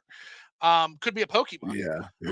And we're getting ready Drop a to have new Arceus game. yep, some kind of new Legends game, something like that. Could be a Pokemon, but they'll need it if they expect to go to 2025. But I'm not convinced we're getting it. I think the next Pokemon drops on the next system. I think if they're Yeah. I smart, they're think going to so. take their time, and that would be a system seller. You take your time Yeah. and you drop that Pokemon in the launch window of the new Switch. People will buy. Oh yeah. I People think will buy I think they're consoles. not getting another Mario game until the new console. Oh, exactly. In a 3D Mario, and that's the thing. Like I shit Yeah. on 3D Mario sales potential, but honestly, Mario Odyssey has finally proven 3D Mario can be a system seller. The Yeah. data is like, as much as I would love to argue it, it's actually Rush Dog who presented the data. It was like a 50% attach rate during holidays time. Mario Odyssey sold some consoles, and so Yes, it did. 64, not really. Like 64, 10 million. It lost to Sony. Bad decline from Mario World. Mario Sunshine was even worse, especially when you start to Oh factor in yeah. macroeconomic conditions like population increase. Um, Mario Super Mario Galaxy did well. It sold 10 million. So people are like, "Oh, see, it did exactly what Mario 64 did." Nuh-uh, because the Switch had a bigger install base and it had population growth for like 10 years. So actually 10 million in whenever Mario Galaxy came out is not the same as 10 million in 1996. It's just not. It's just not. Nah, facts. Because you have that population increase and you had a larger That's platform true. for Mario Galaxy. So that was also a decline. The first time you can see Mario Odyssey, Super 3D Mario beat the macroeconomic trends is with the Nintendo Switch, and it did it. It sold consoles, and Yeah, I think Odyssey it was almost sold 30 million. definitely moved some units. Oh God, Odyssey. And Odyssey was genuinely like this is an old school 3D Mario. Not a hater, but I've never liked it as well as 2D Mario, and I've been kind of bitter Betty about the fact that they didn't make my game for 20 years, and they made this fucking thing that sells like a fucking fart in the wind. And I've always hated that. It's like, what the fuck are you guys doing? This game costs more money than 2D Mario, and it doesn't sell worth a fuck. Why are you putting this game out? Where the fuck is my game that I would buy? And and I'll tell you why, because Miyamoto said it. He said, "I've made that game before. I don't want to make that game again." Well, guess what, You know, motherfucker? My name is Hiroshi Yamauchi. My name is Satoru Iwata, and you're gonna make that fucking game again. So get to work. you Of know course, what? of course I that's an can American businessman talking. In Japan, that's not right. happening. That's not happening. Yeah. That, Yeah. that is not happening because of seniority. Yamauchi did tell him to do that. Iwata would never tell Shigeru Miyamoto that. Would never. It would never fly. Like I can respect where he came from. He was like, I've already done that I can too now. because That's the thing.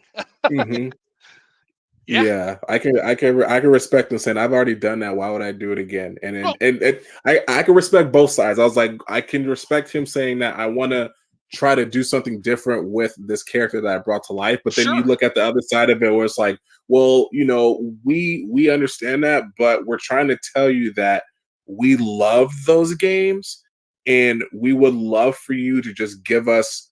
We're not asking for something every 5 years, every 2 years. We just something that will get us back to 20 years ago playing those Mario games and just be able to relive that. Yeah. Because for me, when I played Mario Odyssey, it because okay, I'm younger than a lot of you. Not that young, but I grew up in the 90s, early 90s. Early So 90s. I Okay. experienced like I would say I experienced most of the Super Nintendo. Okay. I got into gaming during that era because I had a Good Sega start. Genesis. That was my first one. Great start. That was my Yeah. first. That was my first Anything one, wrong with the Sega Super Genesis. Nintendo? And then my cousin had a Super Nintendo. I always used to go over to my cousin's house, and we used to play Super Mario. We like you were talking about earlier, how one person dies, or they continue. One person goes through the next area. The other person, like we did that. We played Mega Man X, Turtles in Time, Oh god, Mega Man X is like Chrono literally Trigger. top. All those are top tier. Those are fucking. Yeah, Mega Man X is one of my favorite games ever. Mega Man yeah, X, one of the Easy. greatest games ever made. Period. One of the great, and then Yeah. Mega Man X2 was a perfect sequel. Like I yeah, called Oh, that God. in my Super Nintendo Hub review, like the Empire Strikes Back of Mega Man. It was a perfect Yeah. sequel. yeah. It was, It really yeah. was. Those games were really good. So yeah, so of the Mortal Kombat, Street Fighter, all that stuff, I was in that. I'll even admit, I had fun playing Shaq Fu. It was fun. You don't take it seriously. Shaq Fu It was was fun. it was fun. Like, come It on, was fun. You don't take it seriously. everybody rented Shaq Fu at least once. And if you grew up then Hey, and you say you Right. never hey, rented Shaq Fu, you're lying. You rented Shaq Fu Exactly. and you had you played fun it Exactly. at with it. least And once. you had fun Yeah. with It, it. it was fun. You don't take it seriously. Yeah, It's fun. it's the epitome of dog shit. But you know what? It's kind of funny dog shit. So and Yeah. everybody had fun with it. Mm-hmm. Yeah, It was exactly. fun. And Rush Dog says it. He's right. Shaq Fu isn't as bad as its reputation. And I made a list Yeah. back in the day. I made a list of the SNES the top 10 worst Super Nintendo games of all time. Shaq Fu didn't even touch the list. Not when Yeah, you it got, wasn't. yeah, Mhm. not when you got fucking bullshit like Race Driven and fucking Oh Wayne's yeah. World and Wizard of The Oz Wayne. and Pit Yeah. Fighter. You want to Yeah. play a bad fighting game? The Super Nintendo iteration of Pit Fighter. Oh God! Yeah. Yeah. Ugh. But I'm I can Captain truly Novel. say, Captain Novel in a game where you have a fucking Rise, rise, a throw in diabetic some Rise of the superhero. Robots.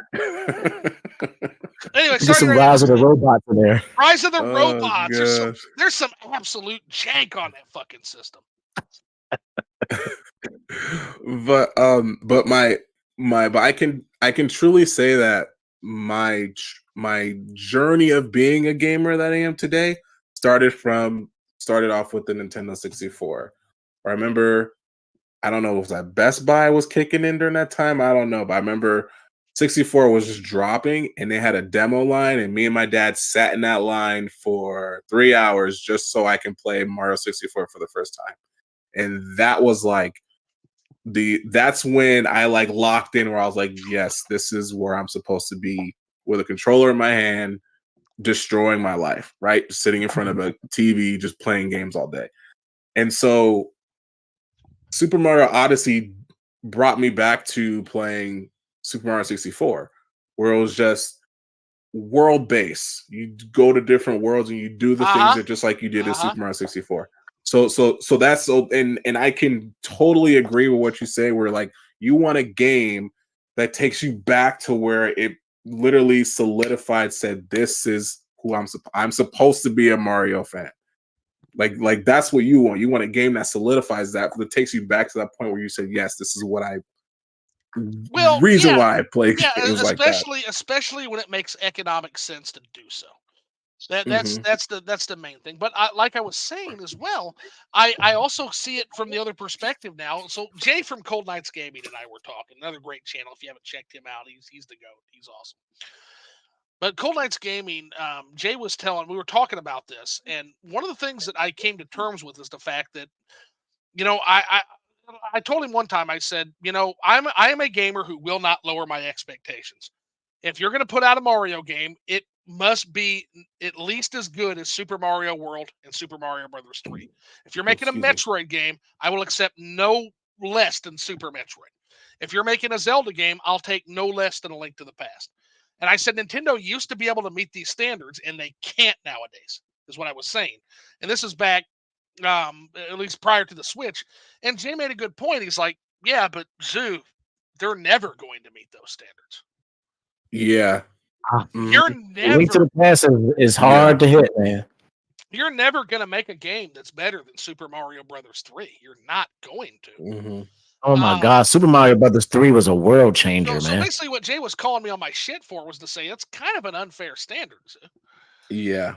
Um, Yeah. and if you give that standard, these guys are never going to be able to cook anything. They're going to continue to make games that disappoint you instead of going on to that new horizon. And so there Hmm. comes a point in time Hmm. where my old stance is, and I still think there's economic sense behind it, which is you have to bow to the customer expectation. So the customer expectation must Hmm. be achieved. But if the Hmm. customer expectation cannot be achieved, I've evolved my position to say maybe we don't need a new 2D Mario game. Maybe we don't need a new Legend of Zelda. Maybe we don't need a new Super Metroid. I mean, honestly, we've just talked about how games like Celeste and Hollow Knight have kind of made some of these games obsolete. Not obsolete. They're still great games. Dread's still great, but it's not But there's more competition now. Like at first, Nintendo was the only place you can go for those kind of games, right. and that's not the case anymore. Hmm. Right. No, 100%. Yeah. And so, yeah, I don't know. There's another content creator who's a great bloke. His name is Super Eye Patch Wolf, right? Hmm. Oh yeah, yeah, yeah. I'm familiar. And you know, yeah, you know, Eye Patch Wolf. Yeah, John's great. And so basically, he Yeah. made a video called "The Simpsons is Good Again." And one of the things he did is he looked at the new seasons of The Simpsons, which apparently is genuinely good again. And then what he did is he was talking about, now, is The Simpsons technically good again? Yes. Is it as good as season 6 of The Simpsons? No, of course not. It could never be as good as season 6 Simpsons. That's impossible standard. That was such a high quality thing. It was the Mario Brothers 3 of television. Like, you're never going to surpass Mhm. Oh yeah, season 6 of The Simpsons. You're never going to surpass banger. that. But then he did something that literally like flipped my fucking world upside down. He went into the Wayback Machine and he found articles of Simpsons fans reviewing episodes from season 6. You want to know what they said? They fucking hated it at the time. This isn't my Ah, Simpsons. This is, I don't like change. I don't like these episodes. Yeah, The Simpsons seems soulless now. It seems like The Simpsons is just on autopilot. Nowadays, yeah. these are considered some of the best seasons of TV ever, but back then, the fans hated it. And it just goes to show you, maybe this is fucking cyclical. You know? I yeah. I I think the one example I can use that what you just went off of is the Final Fantasy series, where Yeah. like every like I'd say I remember when Final Fantasy VII Remake came out, I was hyped for it. I love Final Fantasy VII, and the fact that they did that, I was like, this is amazing. I'm a huge person of like I said, I'm a millennial, but I still know all the classic stuff that happened before all this new technology is happening, so I can Right. appreciate all that stuff. But I'm like, if I can get a 3D, if I can get a modern, if I can choose between modern Sonic and classic, I'm sorry, I'm going to go modern. That's just me. And so when I saw, I still love classic Sonic, but modern. Well, But when I saw Final Fantasy real VII, quick, let's define modern Sonic. What do we mean by that? Because there's okay, modern Sonic, not I mean modern Sonic, like Sonic Adventures 2, okay, Sonic Adventures, Sonic. right. That's why I'm So that's you're looking at like the Dreamcast 3D games, uh, yeah, in particular. Okay, gotcha. yeah. And so That's now like you were saying Final Fantasy 7. Sorry, I just wanted to define the so term. no, you're good. So with Final Fantasy 7, I was really happy about it. But I know people who are just like, well, why couldn't they do it with the old turn-based, you know, style that they had before? Why can't we go back that?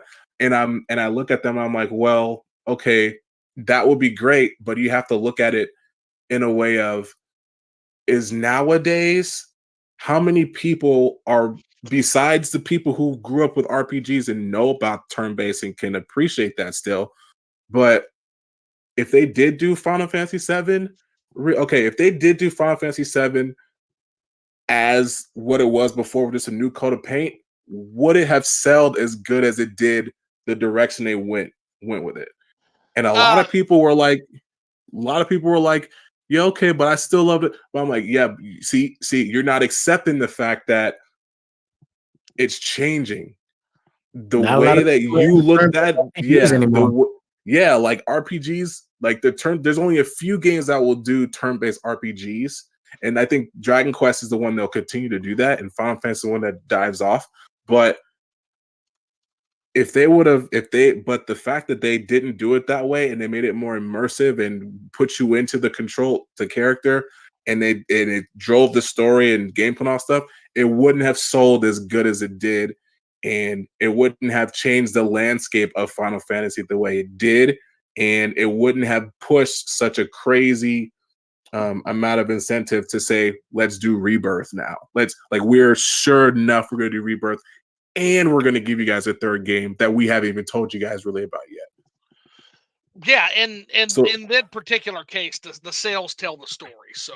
yeah, So in terms of turn based, so one of my rebuttal to that would be, and then I'm going to rebut the rebuttal. So bear with me here. So my rebuttal to that would be, so people say turn based combat is not selling as well as action based combat, and I would counter and say, well, I give you Persona 5.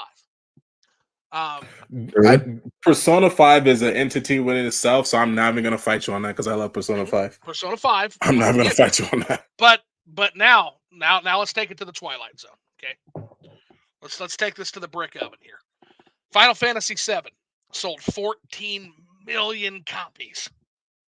14 million copies in the year That's the pandemic. It was like 2020, right? Well, no, During that year. this is PS1 Final The Fantasy. original. Oh, yeah, yeah. Okay. I Then want to say that was It's 1997. 97. Yeah, 97. 97. Yeah, Yeah, So that's what I '97. thought. 97. 14 million copies, and the year we'll use for population increase's sake is that we always use in terms of economic analysis. We'll use the year the game came out. So, Right. so in 1997, you got 14 million copies. Final Fantasy VII. Okay. Now that's impressive. That actually never gets surpassed when you factor in macroeconomics. So that's a Mhm. turn-based game. But now what I want to do is I want to look at Final Fantasy Remake, Remake. which is a more action-based game.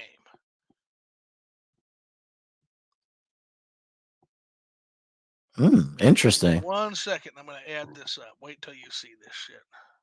Yeah, I just looked up the sales number and I actually didn't realize. You want to tell me how much it sold? Interestingly enough, apparently it only sold 7 million. Oh wow. No way. No way. I think it's more than that. It is. I think it's more than that. Because Final Fantasy Remake. if that's the case, then my Oh, wait, that's Integrate. Sorry, that's Integrate. Yeah. Integrate. Yeah. Integrated was like the DLC pack of it. Yeah. I was like, I don't. That's kind of low. Let's see. That's remake and remake integrate. I need the actual. It's an insane number. Yeah, like I thought it was. Yeah. Oh man, first week in North America, they're best selling. But what was the actual number though? Just give me the number. Yeah, it's insane. It's literally. Yeah, like, it's pretty high. That's what I'm looking for. Because I remember talking. I talked about this with Jay from Cold Nights, and I was making that argument. And he's like, "Yeah, but what did remakes sell?" And I'm like, "Okay, well let's take a look." Don't even basically. I don't remember what it is, but you don't even have to do the macroeconomics. It shatters it. It's like Breath of the Wild. Like before Breath of the Wild, OG Zelda was the top selling game when you account for macroeconomics. Once you start getting but Breath of the Wild sold like 26 million. You don't even have to look at pop increase. It shatters it. Mm-hmm. It absolutely shatters it. So this is the same kind of thing, but I got to find it here. Final Fantasy VII. Let's see. Series sales is where I think I got that. So it's the fandom chart. Series sales, because 7 million is actually a pretty big failure. Yeah, that would be that. I think it's 7. It's 7 million last year as of September 2023. That's how many they sold then. There's what I'm looking for. Spinoff series. I can't for some reason I can't find the numbers. Yeah, I'm not finding it either. It keeps giving me last year's spinoff. Last year's here it's gonna be Final Fantasy. Just type in. That's not right. That's Final Fantasy. That's weird. That I can only find the numbers for integrate, which is weird. But if that tells you anything, like literally, like the fucking 24 million copies. Yeah, that sounds right. I thought it was 26, but yeah, that sounds right. That's it. 24 million copies. Yeah. I can't argue with sales like that. The new one wins. Like it's not. That's not even close. That you can account for population, everything, and yeah, you also Final Fantasy VII has had like 30 fucking years to sell. Like Final Fantasy VII Remake is a fucking neutron bomb on the gaming landscape. Yeah, like I said, it changed the entire landscape of the game after that. Yeah. So sorry. Like Rebirth is going to do the same too. Yeah, Persona 5 was Rebirth's going to be monstrous. So you got Final Fantasy. You got Persona 5, and Persona 5 did well for a turn-based game. But yeah, I can see why they went the direction they went when you look at the sales of 7. It makes sense. It 100% makes sense. Yeah, I think modern day is like, I think, like I said, Persona 5 is like there's like a beast within itself that no one understood why. Like a lot of people were introduced to Persona because of Persona 5. Right. Me included. Yeah, me too. I just finished. Yeah, I just finished my Persona 5 for the first time just a few months Persona ago. 5 series hits 10 I million sales. hmm Yeah, that's really good for it, but it that's shows you good. turn based is viable. But hmm that ain't no 23 million. Mm-mm. Yeah, That ain't no 23 million in like 3 years. Mm-mm. yeah. But It That's really, ain't no argument that's there. fucking Looney Tunes. I think it just That's Looney Tunes. it shows where the landscape of gaming is going to be going, and Sure, pretty soon absolutely. I give it another give it another 5 years. We're gonna get another game that's just gonna like shake everything. That's gonna be like, okay, this game is gonna hit, it's gonna do like what Final Fantasy 7 did, and we're just gonna ride that wave as well. So let's take a quick peek at the No, comments. Let's let the comments hijack us real quick. So yeah, so you had said if you love it, support it. And then Rush Dog says Ubisoft has made some great 2D games in the recent past, like with Rayman Origins and Legends. Yeah, I fucking love Rayman Legends. It's great Yeah, it fucking was such a good platform. nope, game. nope, nope. Yeah, that's top 5 2D platformer on the Switch, and that's saying something. hmm Easy.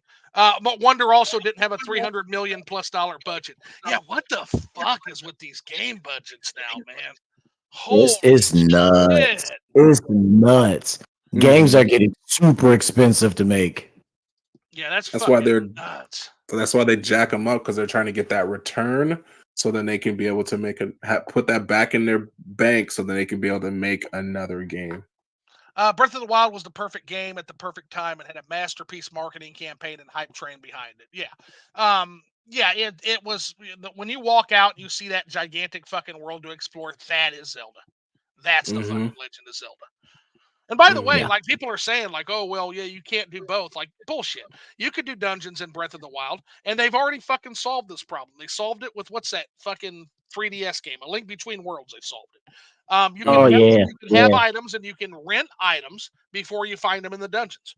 So you can rent the item for a cheaper price, and that would allow Yeah. you Yeah, to that access the system is dungeons. actually pretty dope. Yeah, that just do that. So have your main items that people want to fucking have.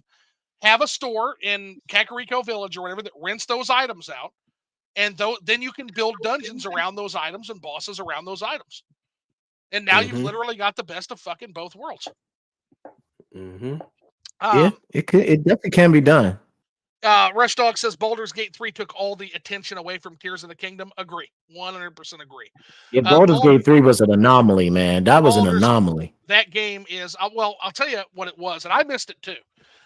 We all, like, all the fucking armchair analysts missed Baldur's Gate 3 because we weren't listening to what fucking Swin Vink, who was the head of Larian Studios, was saying at the time. The moment I started looking at interviews after that game came out, because I'm like, what the fuck is this game? How the fuck is this happening? This is huge. And then I went Yeah. back and looked, and he's talking about fucking Ultima 7 and Ultima Underworld. I'm like, ah, okay. There you go. That's what's going on. So the Ultima trajectory has been abandoned by lazy game developers since since fucking Richard Garriott fucking left gaming after EA fucking closed Origin Systems. And Mm. anybody who is trying to replicate Ultima 7 in the modern graphical settings, if and again, he even claims they didn't succeed, which is hilarious. He's like, yeah, we fell short. Like, bitch, you can fall short all day long. Just striving for fucking Ultima 7. You've got Nah. everything you need for that. You deserve every dime you're getting and every bit of goodwill you're getting. Thank you, Larian Studios, for not giving up on the fucking Ultima trajectory. Thank you. Yeah, because I mean, it definitely worked for them. Ain't no denying that. hmm Like, yeah, absolutely amazing. Yeah, you said I could talk about this stuff like this all day, as you can see. So can I. I was just saying, I was not expecting to come on. I was just like, I was joking when I said, "Hey, I'll hop on and talk about this too." I will But talk to then, fucking anybody, man. Yeah, get him in here. Yeah, let's do this. And now that I know how, we can do this more often. So, fuck, I can take Mhm. callers now. Like, if you got a Discord, fucking say you want to pop in here. We'll fucking do it. It Let's definitely worked see. out. Yeah, Caesar's in the chat. Belmont was just saying, yeah, Rush Dog says, let Takai speak. Yep. Your wish is my command. 1,000 Star says, Nani, what just happened? Yeah, the show took a turn. Anything can happen It on Lingered did. Up Live. Um, Hey man. um, all this video game music talk motivated me to work on my now that's what I call video game music volume 2. So yeah, That's so cool. Caesar's going to be putting that out. Definitely check out his channel. He just put out like one of the best Christmas fucking specials. Like it's up there with Run the Jewels and motherfucking Christmas Miracle. It's fucking fantastic. Well, Nice. well, Caesar, that's pretty high praise. You better deliver now. Um, let's see. Splatoon is fantastic. Yeah, Rush Dog actually introduced me to Splatoon with Splatoon 3. So a little bit of a build on that story. That's what I meant by you're probably not going to get a lot of the former fans with those small interactions. I actually enjoyed the Mm. shit out of it, but I didn't play Splatoon 1 or 2. And the reason I didn't is because I'm Yeah, an old man who doesn't like digital gaming. So Rush Dog's like, oh, right. you got to check it out. And then also there's this mascot called Big Man, and I fucking love Big Man. And so it's like, Mm. yeah, come on, Big Man needs your support in the Splatfest. And I'm like, yeah, I could go stand Big Man for sure. He doesn't win that often, but it's like, yeah, I'll come on board and fight for Big Man for sure. Yeah, Um, yeah. fucking derpy looking stingray motherfucker, fucking great mascot. Like, fucking love Big Man. So there's a Splatfest this weekend. Yeah, I probably won't have time to partake in that one. We got a lot of shit going on. Not only with the company, but I've got some family shit going on too. So probably won't be able to make that. But we of course stand Big Man and expect Big Man to take that victory.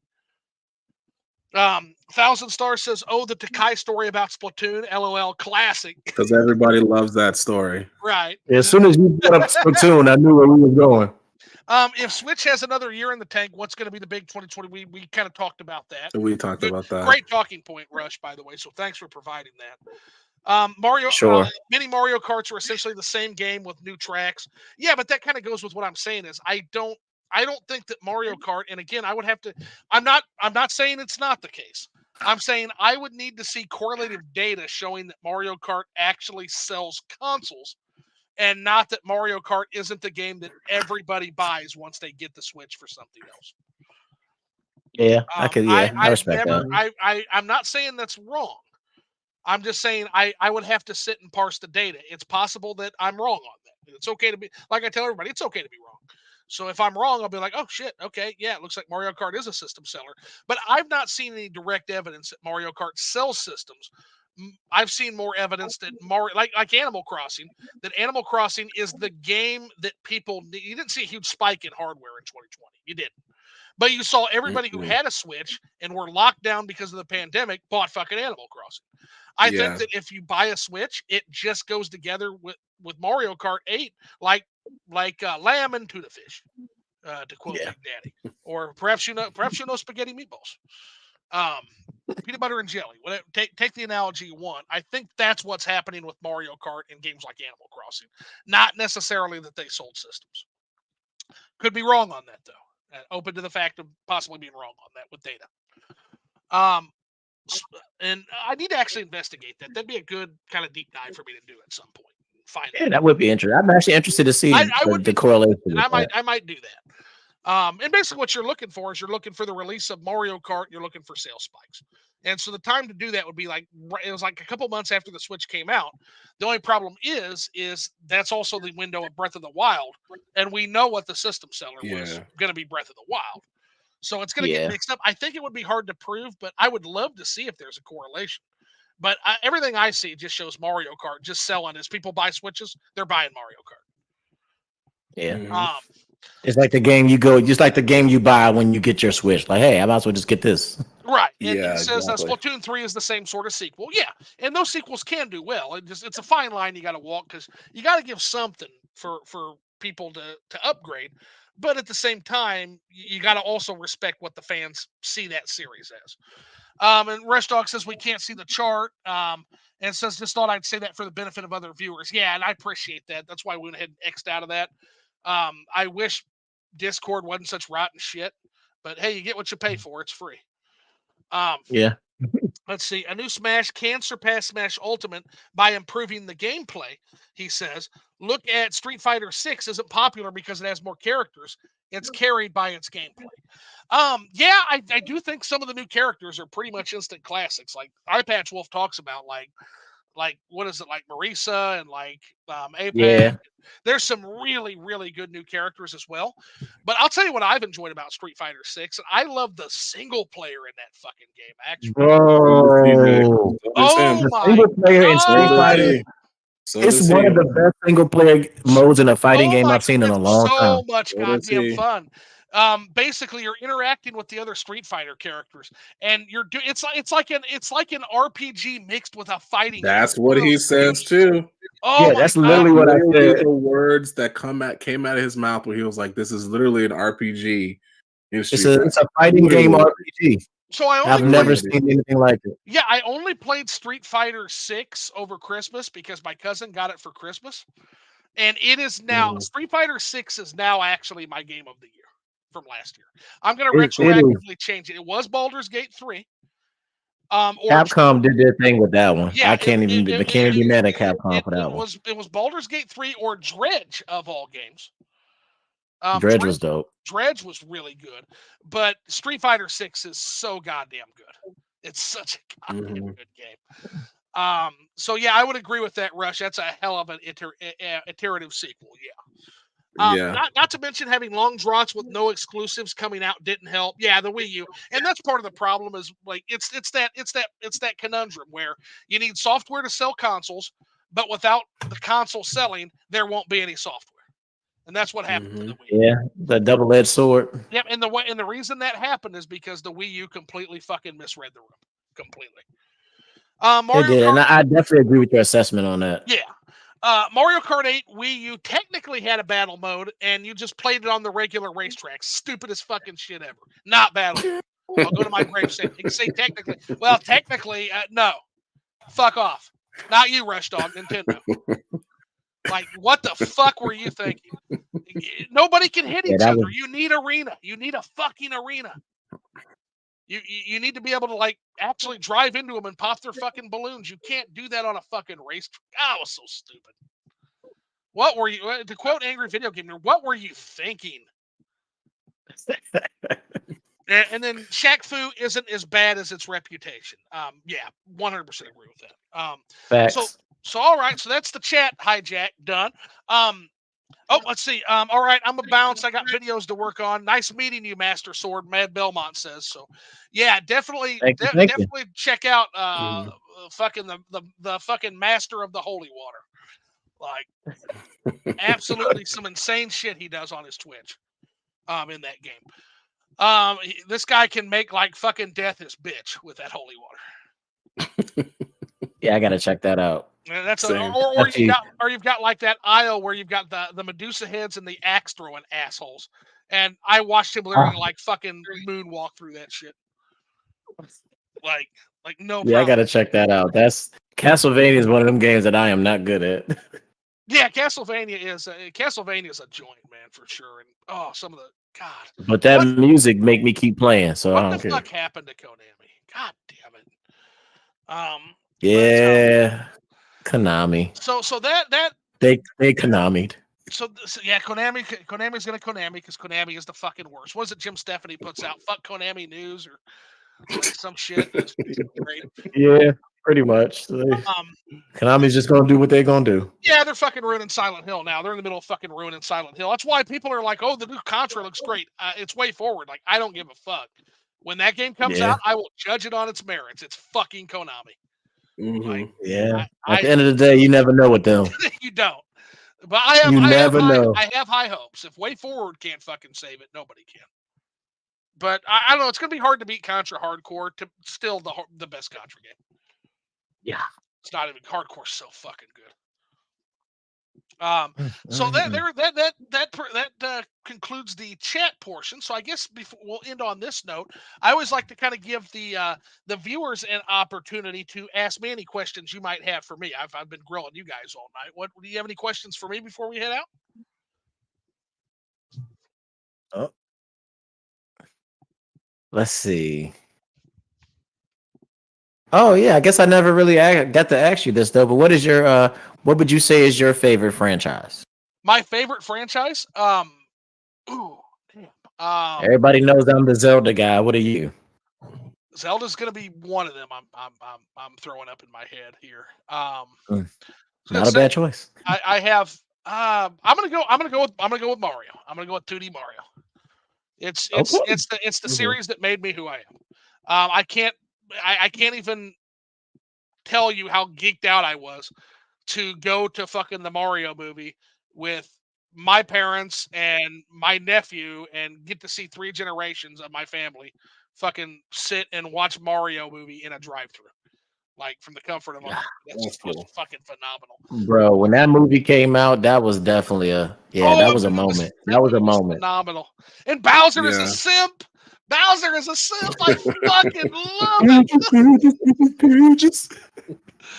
Jack Oh, Black did his thing as oh, Jack, Bowser. Jack Black knocked it out of the fucking park. Like, oh my Hmm. gosh, that He, was so he good. was I he already sold knew that it. movie. I ain't even gonna lie. That was Jack Black right there. He Mhm. Bowser was the character in that Yeah, movie he for he me. he fucking Hmm. owned it. Yeah, he fucking owned it. Hmm. I also like the fact that they got it right that Mario's a fucking plumber from Brooklyn. Nowadays, all these kids Yeah, think Mario lives in the Mushroom Kingdom. No, Mario's a fucking plumber from Brooklyn. He went he's down a the wrong plumber from fucking pipe. Brooklyn, New York. That's right. And so they got that Oh, right. and I love the fact that they made Mario where he like hates mushrooms. Yes, that Yeah, was that that was was. funny. That was genuinely Yeah. funny. He has to eat the mushrooms to grow and shrink. They got the He's like, relationship, "Ah." like the really nice Yeah, relationship between the brothers. I Hmm. thought Princess Peach was cool. There's a lot of people that were crying and yeah. bitching I about love it. Donkey Kong. Like the rivalry between Donkey Kong, yes, Mario and Donkey Donkey Kong Kong was is dope. great. Yes. All these people crybaby and ass like, oh, well, Peach is a girl boss. Like, play Mario Brothers too. She's always fucking kind of been that way. Like, Yeah. it's fine. She's fine. It's like she's been playable since Mario 2. Like, who cares? Yeah, Enjoy the fucking movie. Like, hey, Buzz Killington, like, calm down. Like, you're just as annoying as the people you're crying about. Like, yeah, pretty much. but yeah, it's yeah, good. Yeah, Mario. I'd say Mario. I would definitely say Mario. Now, as far as my favorite game of all time, it's not a Mario game. It's actually Elder Scrolls 3 Morrowind. Okay. I never got into Ooh, the Elder Scrolls. I tried to. I just couldn't. Tokai, I hear you It was ooh. saying, weird. ooh, have you played Morrowind? Yes, I actually like Morrowind. I'm actually a big Elder Scrolls guy. Me and you are going to have another talk just on Morrowind. We'll do Yeah, other we shit can do too. that. But dude, We can definitely do that because oh, I, I love Elder Scrolls. dude, Morrowind right now is Tamriel Rebuilt just came out in on Halloween with the new pack, which was the Halano Lake pack. And so Oh yeah, basically, yeah, yeah, yeah, they're rebuilding the mainland, homie. It's fucking fantastic. It is yeah. content You for can this. basically go to Morrowind and like go to all the places you didn't in the Yeah, old yeah, game. because Like it's they only had super dope. Vardenfell Island with the first game because they ran out of time. Basically, Tamriel Rebuilt took all the lore. They've got a lore Bible they've configured, and they are building the entire mainland of Morrowind with that lore Bible. And they're about Oh, 50% done. They've got all the Telvanni territories done, and now they're working on the oh, that's gonna Halalu be so dope. territories. That's gonna be so dope. Oh, it's incredible. I'm playing it right now. That is my comfort food game. That's the game I constantly come back to. I absolutely love it. That Um, yeah, Morrowind is a classic, man. so That's Sir, that Morrowind was actually the game that got me into Elder Scrolls and got me into Fallout. oh yeah, yeah. Elder Scroll, yeah. Morrowind is, and it tells us a unique story, a story that I've never seen told anywhere else. Like you're talking about a truly legendary, epic story. When you stand before Dagoth Ur, and he asks you, "Are you truly the Nerevarine?" And here's the thing, like Wow. it really fucking depends on who you're playing as, because the answer could Yeah. be yes, I am. I'm Nerevar reborn. The answer could be I'm a puppet of the Empire. I'm a nope. I'm a servant of the Daedra, Azura. There's all kinds of answers you can give, and I love That was me. no matter how you answer, like Dagoth Ur, because you were great friends, and a lot of people say it went beyond that even back in the day. Yeah. And like he's sitting there looking at you, saying, "Oh, you're my dear friend reborn, and now you oppose me. Oh, that's bitter. That is so very very bitter." And Whew. you're literally standing on Red Mountain at the culmination of 3,000 years of fucking history. Like there is Yeah. no story like there is no story like that.